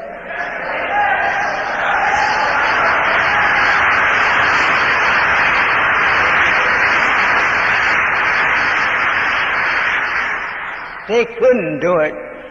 They know that they was fools, so Israel would not accept them, knowing the Arab would not accept them, and nor he. Oh, brothers, you're dead. You need to be resurrected. How can the blind lead the blind? So says the Bible. They all fall in the ditch together. So, Reverend, if you are not awakening yourself, how can you awaken others? Think over that you are so blind, deaf and dumb to the knowledge of self. You want to go on in the slave name of your slave master, representing yourself as being one of them. This is ugly. This is real ignorance. That you want to maintain the name of your slave master who beat and killed your fathers and mothers. You don't care nothing about the evil done to your people. You even tries to clear them for their evil. That you're living in a new day. Look like to me, Reverend, you're living in old days. When white people used to beat our parents to death. Shoot them down if they didn't dance for them. Or sing some old ugly song for he and his guests. Yeah, I have the book on slavery by more than one author. I have the one that they use it up here in the UN. I have that one. Then I have an old book of slavery that they made in the time of slavery by the slave masters to rule, beat, and kill the black man. Just to think over what the white man has done to us of evil, rather, I wouldn't even preach nothing of him but his doom, hell.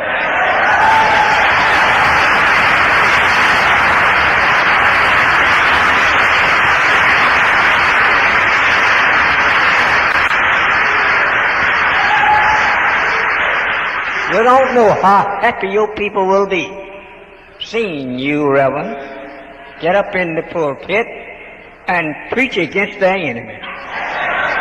Your church will have them standing on the outside like I have them out there.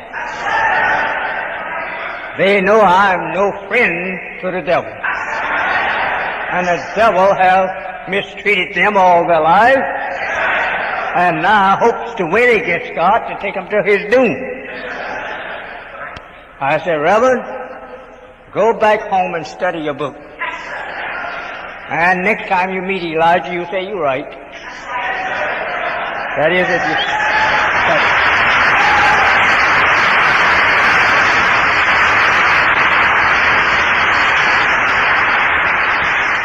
You cannot make Elijah wrong with your book or with any scripture. He's right. And he knows the scripture. That's what I has been risen up for, to give you the interpretation of your scripture. I know the scripture. We are the people of divine God of truth and justice. You and I are that people. That is his people. He didn't come here to destroy us. He comes here to save us from the destructions of our enemy that he's bringing upon them. No, every one of you will be saved if you want to. He told me to tell you that. So if you don't want to be saved, stick around. Just stick around.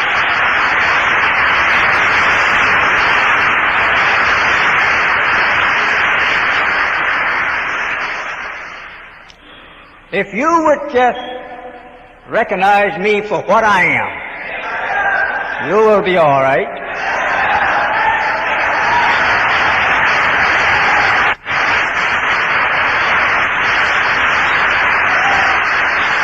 Don't get proud because the white man don't like Elijah. If he don't like Elijah, let him try and run him out of here.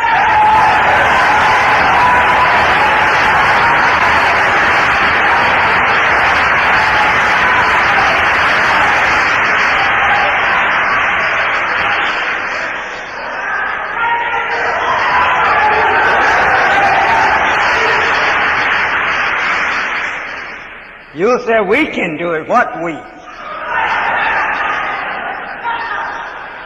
Do you not think that Allah did not give me power over we?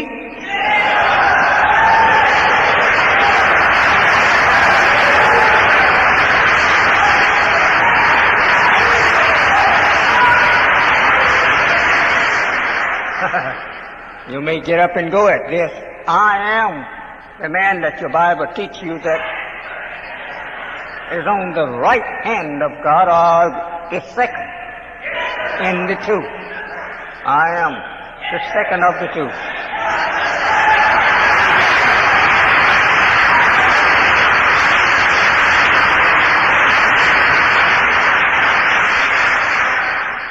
We are not immune now to getting angry with you. Because when one of us is angry, both of us is angry. So don't make us angry.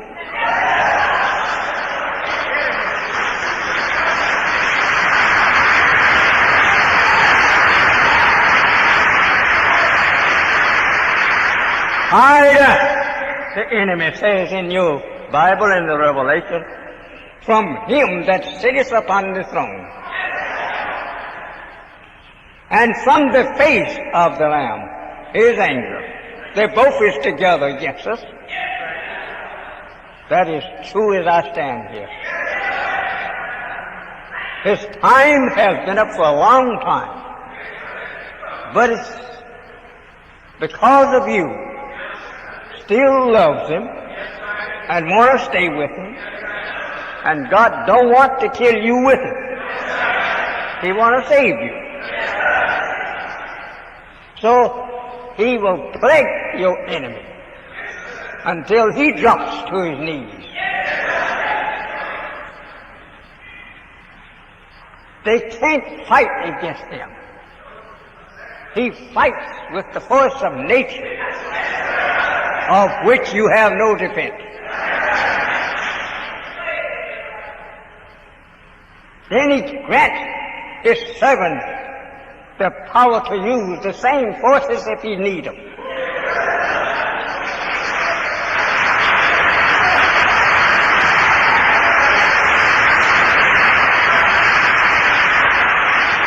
But we have put love in his servant's heart for you as he have love for you.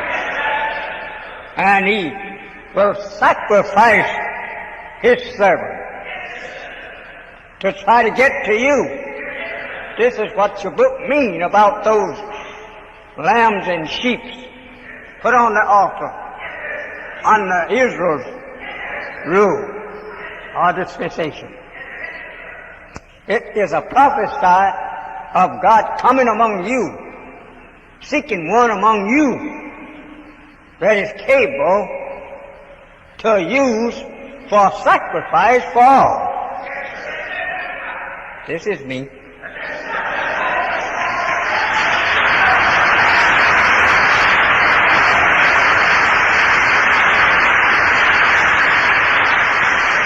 I don't say these things to make you love and wish me up.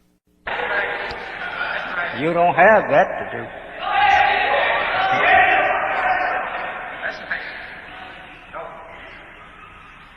I don't oft time pick up no talk trying to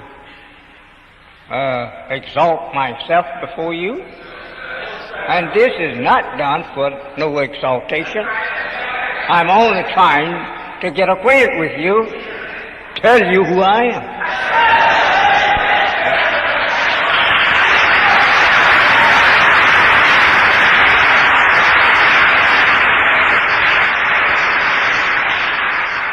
Talk about Jesus giving his life for the people. Where can you find that in the Bible?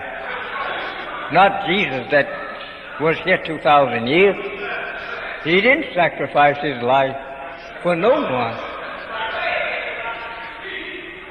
Just show it to me in the Bible, and I'll bear you witness then that you found it right.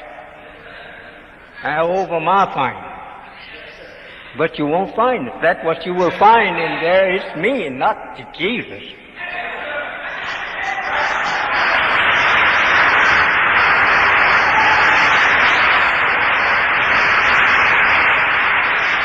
And I'm backed up with the truth of it. How could Jesus say that you read the Scripture and in them you think you have salvation, and it's all testify of me? Then how could the Jesus then double-cross himself as a liar? That I go away in these words. But nevertheless the Father will send you one. While that you read in that thinking he was the one. He didn't prophesy of himself returning, but prophesy that the God will send you one that would be greater than he.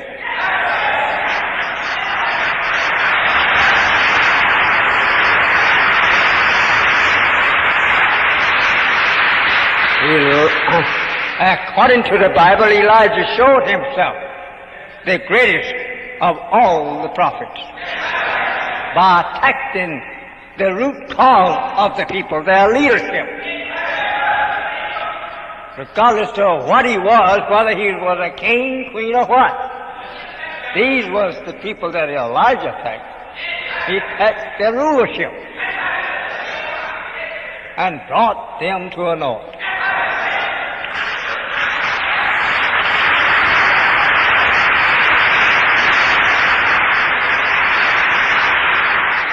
Jesus was not able to bring her to a naught.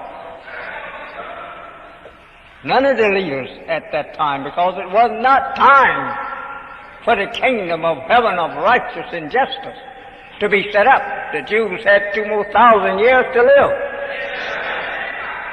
And Paul, when he was questioned about the Jesus teaching, he said, I saw him as a man born out of due season.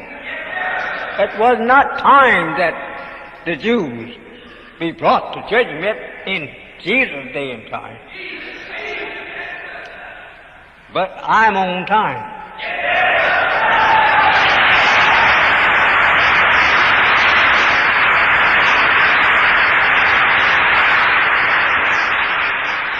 There is much I want to talk with you about, but I must not forget to tell you this.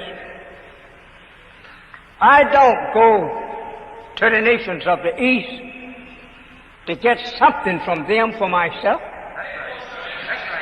I get that for you. And now you are spreading all over the path that I've been trying to make for you. Absolutely destroying it. Because you want to be the big boy for yourself. And you are making yourself the little boy. What I have been told that you are trying to do, where I have gone along, I feel like an ostrich. I want to hide my head in the sand. for your foolish act. Soon as I went and began to trade for you with Japan, you hustled there. Want to try to get a private trade for yourself. Such foolish people.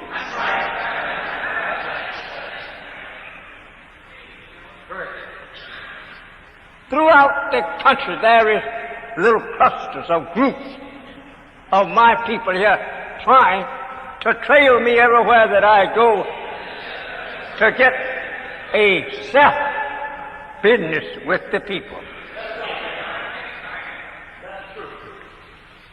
If I would go to Russia, you go in there. I can get into Russia today for you if I wanted to. But I respect the American government. I won't go and grab their enemy to help me. I don't need them.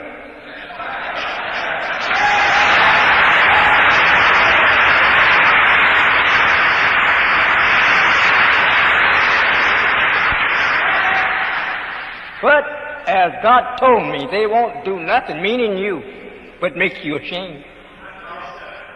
You makes me ashamed. I'm trying to make it good and easy for you with the nation of the earth who knows me. And you comes along and kicks everything over for self. You want something for self. You don't want nothing. Well, why didn't you go in front of me?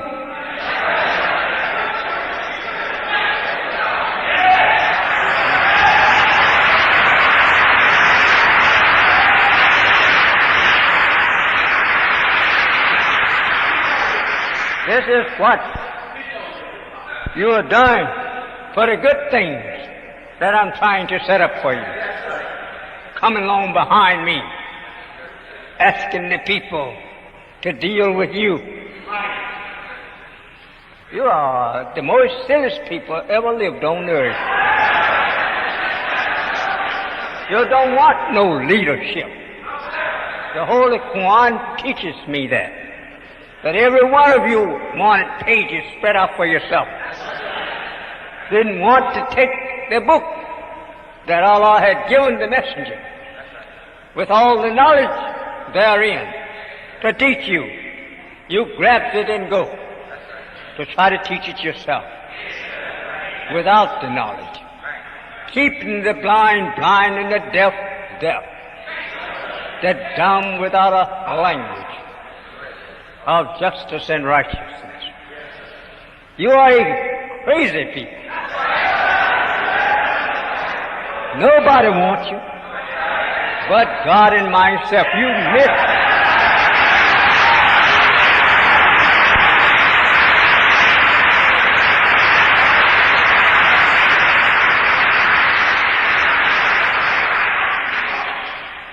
Just think of what God Himself did about you when He found you.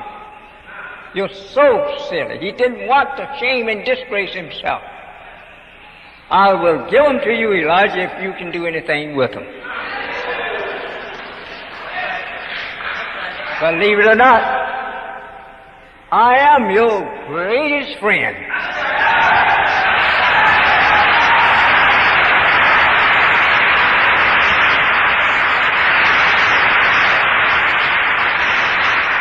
Ask your wicked devil theologian. They'll bear me witness that yes, you're the one that if they don't follow, they goes with us. That's 105% the truth. If you don't follow me, God won't accept you, and the world have already turned you down for nothing but fuel for fire. I know you don't believe me, but stick around.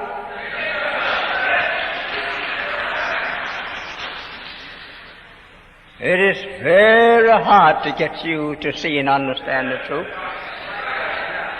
What you think I don my head with this type of headpiece for? To come out here to you who have not this science understanding to it. What do you think I do this for? To show off? Why, I should say no. I'm showing off in a way, showing you that the power of heaven and earth is now turned over to me.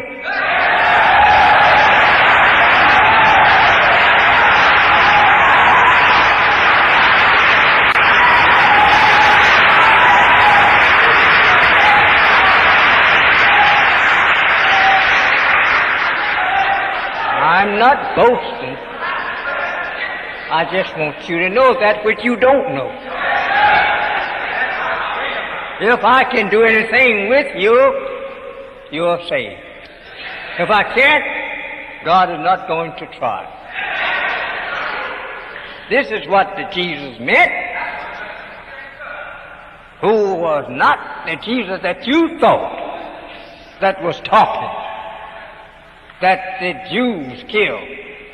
No, it was not him even talking. It is me.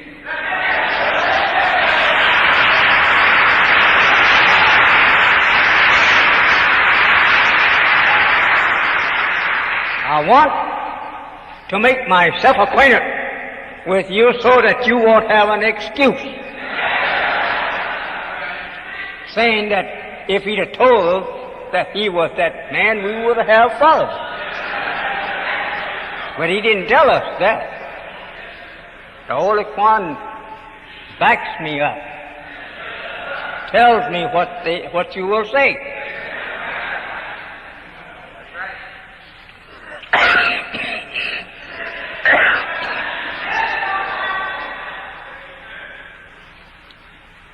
I'm going to soon let you go, but I got to tell you these things.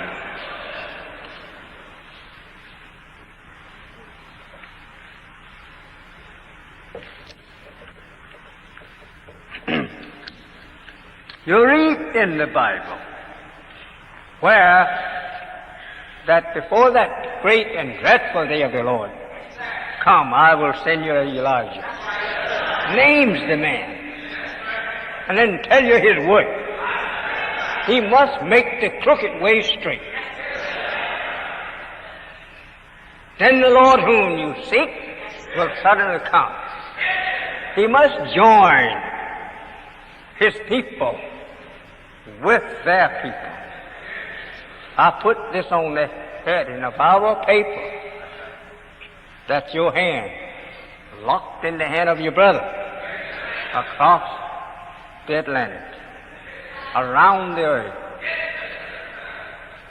Now, if this is not fulfilling, Reverend, what your Bible teach you that Elijah will do, then you pray for another one to come. And I don't think you'll find another one. As you see how the East, the world, is joining on to my work here, seeking light from me here in America, that they come here. I remember the angels that your Bible taught you that would join you. They come here, join with me, giving honor to me for the work that I'm doing.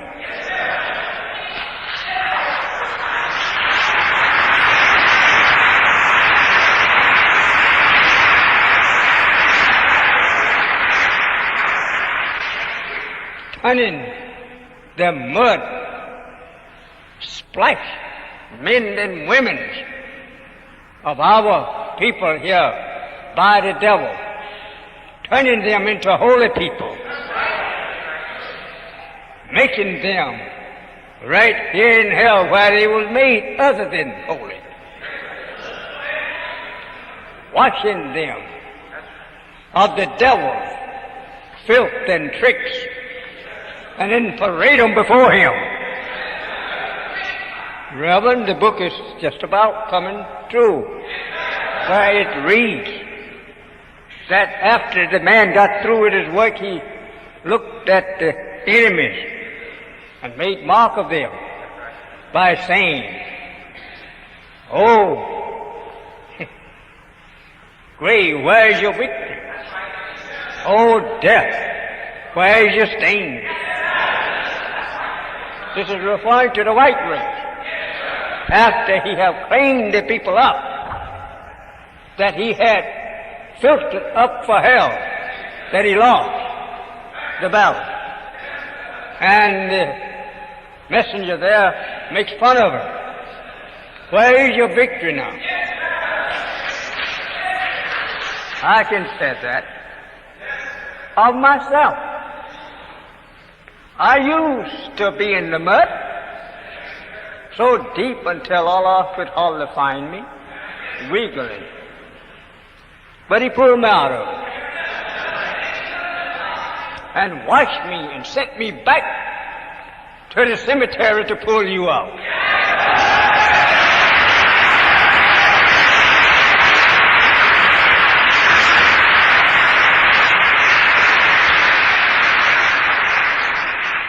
As the Holy Quran teaches in Allah's words, we are not to be overcome. You can't overcome my God and myself. We are both together to pull you out of hell and to destroy hell and the makers of hell, that it never be no more a victor over the righteous. I say, brothers and sisters, I'm really desiring to attack this world. I'm not running from it, I'm in it. And I will do battle with the power of God. Bring her to an altar.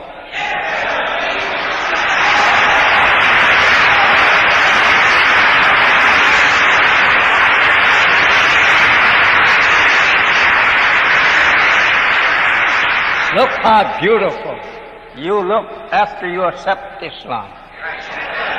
Man and woman changes. You don't need no makeup. Wash it off your face and show yourself. You are the most beautiful people on earth, or ever will be on earth. As the Holy Quran teaches you and me, He will cause you to grow in a new growth. That growth is beautiful. Yes, sir, think about it is right. Yes, sir. I want to see you beautiful. I asked him when he and I was together in person. He said, no. He said, they will be other than themselves if I do that. He said, let them knowing me. Let them do what you teach them and follow you. And these things will come to pass.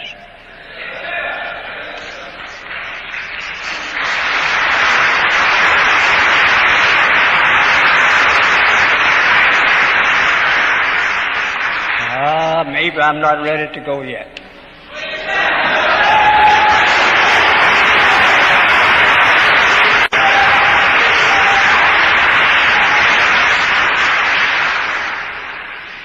The church house, Reverend, that your slave master and my slave master prepared for us is a church house to prepare a man directly for hell.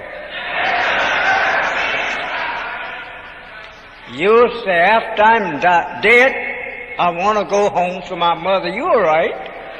You're going home to your mother back here in earth. But not to no spiritual heaven.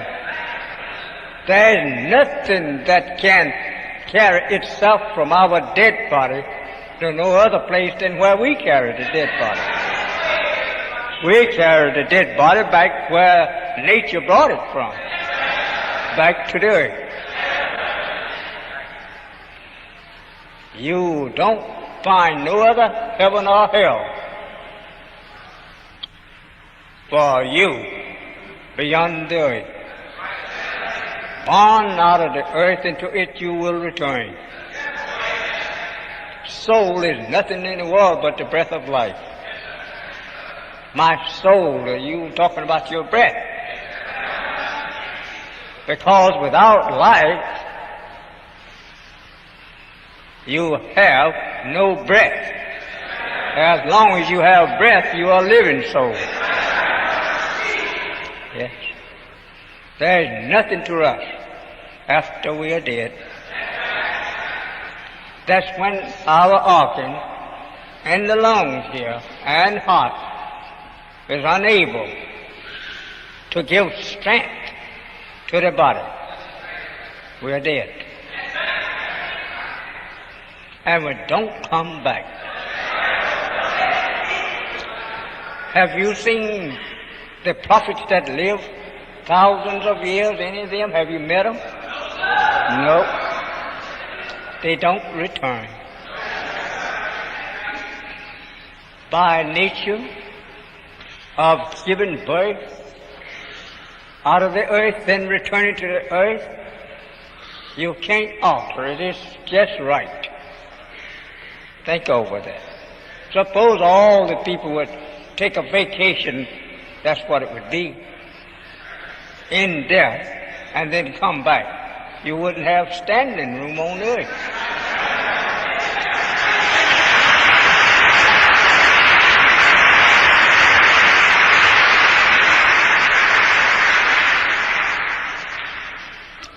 I say, my beloved brothers and sisters, that in my conclusion, I would like that you wake up. I would like that you let me wake you up.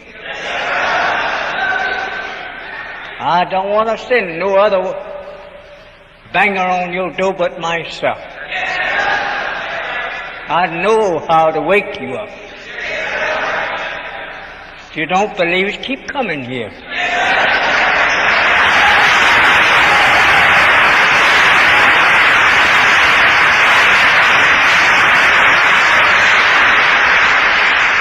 I cannot lose this fight.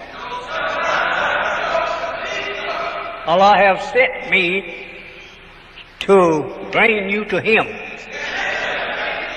and strip you of the devil's name. You are not named Reverend Brown. Both of those names is not for you. That's for the devil. The blue-eyed Caucasian. The arch enemy and deceiver of the righteous. Now, if he had anything that he think he could win for you, Reverend, he'd come down here and do it. But he can't come down here even with death and win. No. The truth is here. And falsehood must vanish.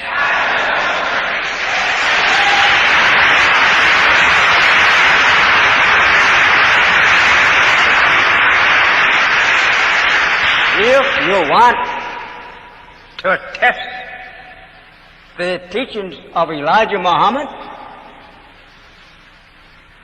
and his change of the style of garments, go to your Africa, go to your Asia, and they all will say yes.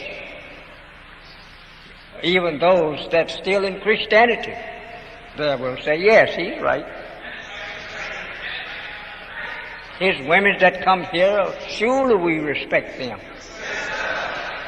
His brothers that come here, surely we will respect them. But go over there with your Christianity, and the preachings of Christianity won't pay you no attention. No. They'll laugh at you. Because those that is already there, they're laughing at them and trying to get them out of there. They call them representatives of their enemies, the American devils here. Now, as I'm closing out with you, I say, Reverend believer, that you must have that new name that God will give to you. There are 99 of them to choose from. Reverend, get you one. Satan is not recognized among the righteous of your black people. Nor will you be recognized if you follow Satan after the truth. It's too plain. There's no way for you to win by getting on the side of white people against us, because we don't care nothing about them. Well,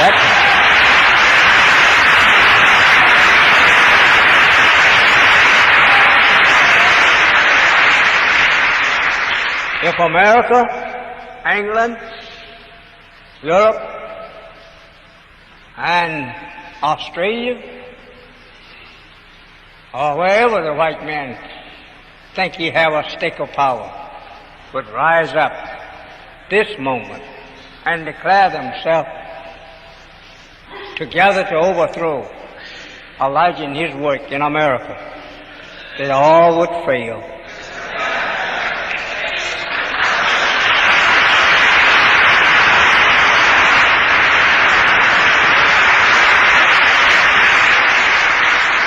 You will love me when you really learn how much I love you and how much I want to do for you and good.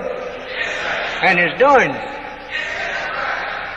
You're going to Japan, Korea, and other places where that you have learned that I'm going, to try to get you something to sell to the people yourself, to make personal gain for yourself and not your people. You're going to fail. I'm going to fight against you.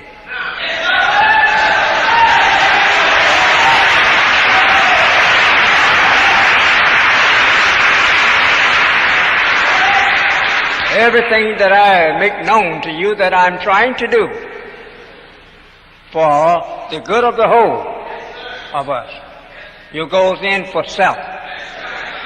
Try to get something for yourself so that you can commercialize on your people. I'm going to put a stop to it so you may...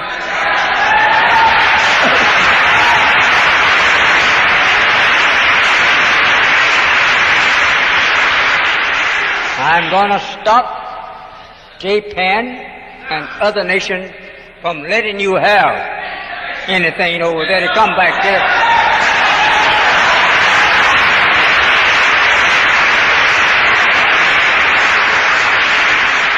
I'm trying to set up freedom, justice, and equality and love of the brotherhood of black man. And you trying to steal. Take the good that I'm offering to you. And through other nations of ours, you want to take it and scrap it for your own cause of robbery. You want to rob your brother. I don't want one penny that is of unjust coming from you. No. The merchandise that I'm after for you from Japan and other nations over there in the East, or in the East, as you are like only one of trying to get in. Now, everywhere you hear that I'm going, you hasten yourself there to try to get something so you can come back to America and make merchandise out of your people like the devil. I'm going to put a stop to this kind of a thievery.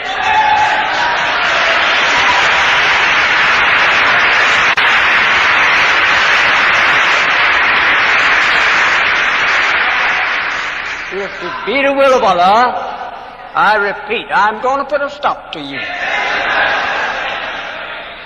You are a very wicked and low-down person.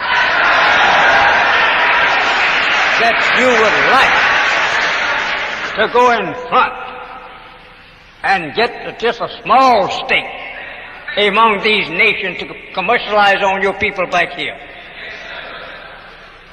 I don't care if my people want to trade with you, I'm going to show you up.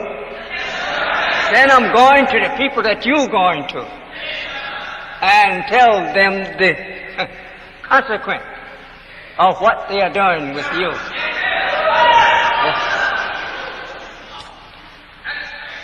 I'm not here that have a little power in Chicago and don't have any in New York.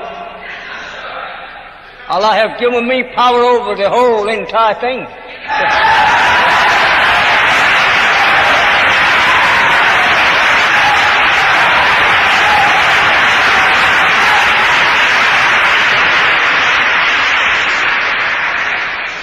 It's a shame for you to act like you act. Everywhere I go now, you follows me up to see if you can't get a chance in there to come back and commercialize on the people like the devil is doing. I'm going to battle with you. I'm going to battle with those whom you're trying to get the outlet to do the things that you are doing that is unjust to the people. You want to make yourself rich. But I said to you, my friend, or my brother, you haven't awakened wide enough to do this. I have help from God against you and those whom you trying to make a friendly nation with to get their merchandise at a low price and come back here and get rich off it, selling it to your people. You're not going to do that. That's why I'm over there.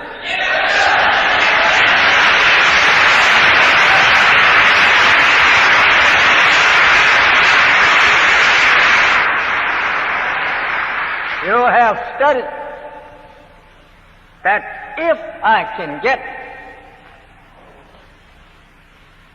$1,000 worth of merchandise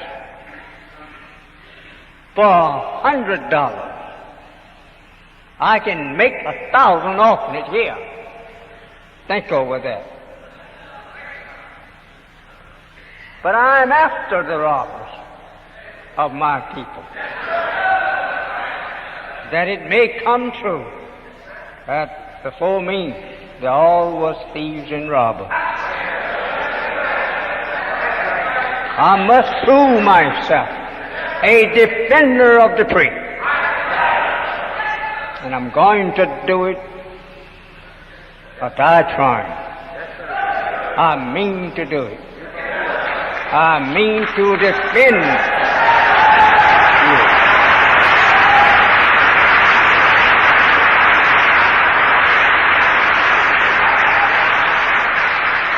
I started in the Pacific for fish for you. I went to British Honduras for fish for you at a cheaper price. You followed me right along. Everywhere I stopped, you goes there to try to get you a trade, to win money for yourself, while I'm getting it for all of us. I'm not getting it for myself. I wouldn't need no boats and no such thing as airplanes. We're even trying to dignify the black man here by buying an airport out here and getting planes for them. You don't have that to do. We already don't know putting the door for that. But you will follow with your ideal of robbing, brother. We have the airport in our hands. We're offered plenty planes at just a word. If it's from Elijah, let him have it.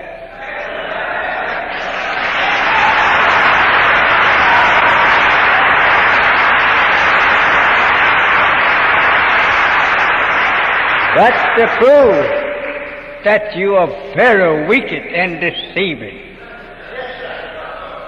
That you will say yes to Elijah while you're before his face, and soon he turns his back, you're trying to rob his plans of good for the others.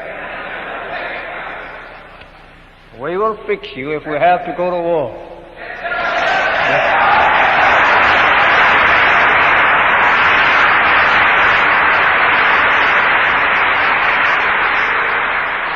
As the Holy Quran teaches you from Allah.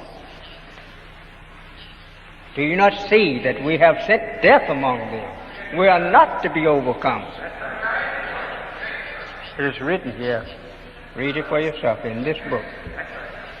And it also written in the Bible where God sent death among the Israelites to get them to bow to Moses. I say, my friend, don't play with us. We mean good for you. You can't get help from your enemy in mind. His help was cut off before the appearance of Allah. Allah cut his help off so that he could put you at his servant's mercy.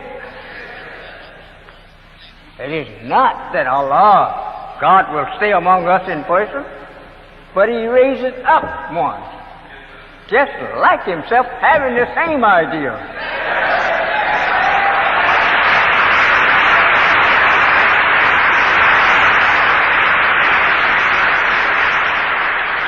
I don't want to see a one of you lose your life, but you are taxing death when you're trying to bring the work of God with me to an end. You're inviting death. I was so shamed when I was told what you are trying to do in the East, where that I'm preparing a way for the whole nation. You want to prepare a way for yourself alone. So leave us alone, brother. If you don't like us, just leave us alone.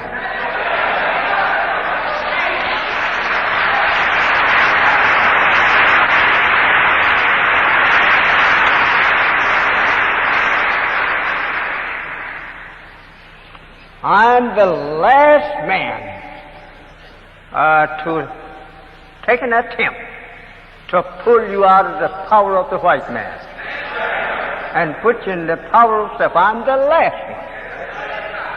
There's no other one coming.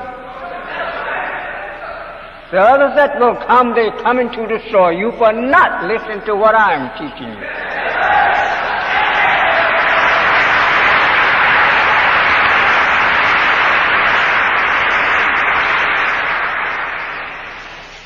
Wealth you want, and wealth I want for you.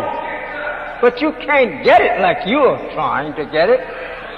You'll destroy yourself and the plans of others, which I mean others is myself and God, to get you what you want.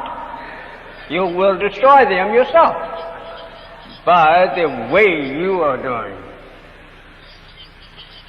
Everyone wants his own way. Well, why didn't you start it first? You didn't start the way. You commercializing on the way of another.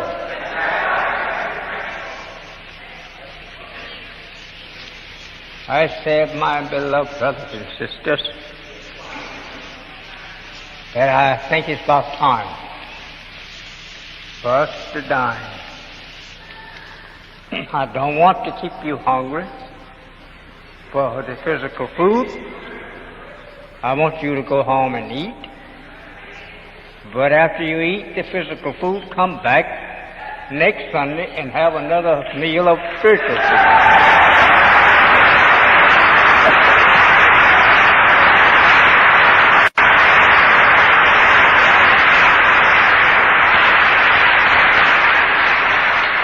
Friendship good homes, money. Think over that. I don't have the millions of dollars that takes to build those homes over on Wabash, pardon me, not Wabash, Woodlawn. I don't have that kind of money. But it comes. When the next payment due, it comes. When have you ever heard or read where a so-called Negro in America, or a black man in America, that the people of the East drop him down millions when he asks for them? When have you ever heard tell of that?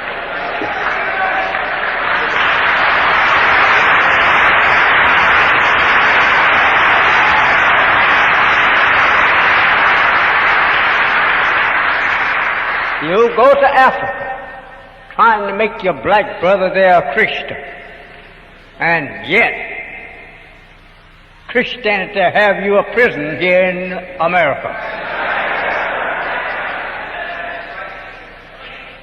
Oh, brother. We are raised up to show you light, to freedom, justice, and equality for self. Come follow me, and God will set you in heaven at once.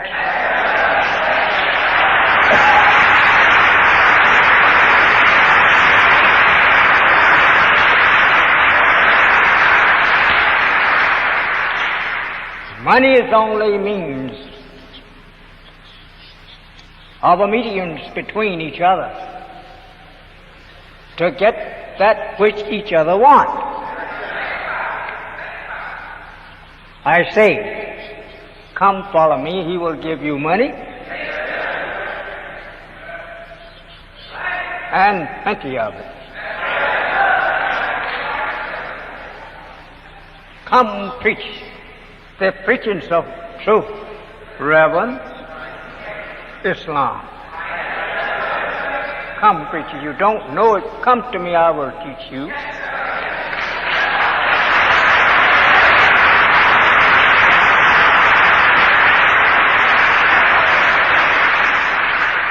Let's be brothers in that which is good for the brotherhood of the original man, the black man. Let's join together and do not follow the ways of our enemies. Forsake his ways. He have no church that will take you to heaven. Therefore hell. That's the deceiving house that the white man built for you. So I said to you in my conclusion that believe the truth when it comes to you of Islam and of the people of yours in the East and in the West. Join on to them that say they are Muslim. And respect and honor will join on to you. And I pray Allah that He go with you to your places of abode and bless you with a safe return without any accident to a life of property. I hope to see you again very soon.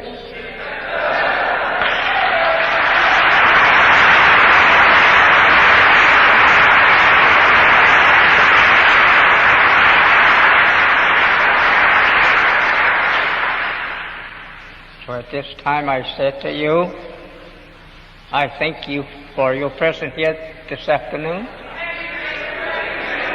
And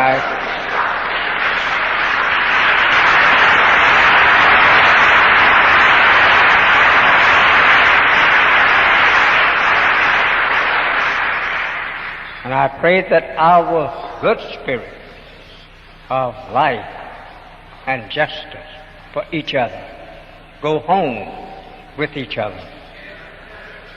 As I said, I turn you back in the hands of my assistant minister and to his labors. Assalamu alaikum.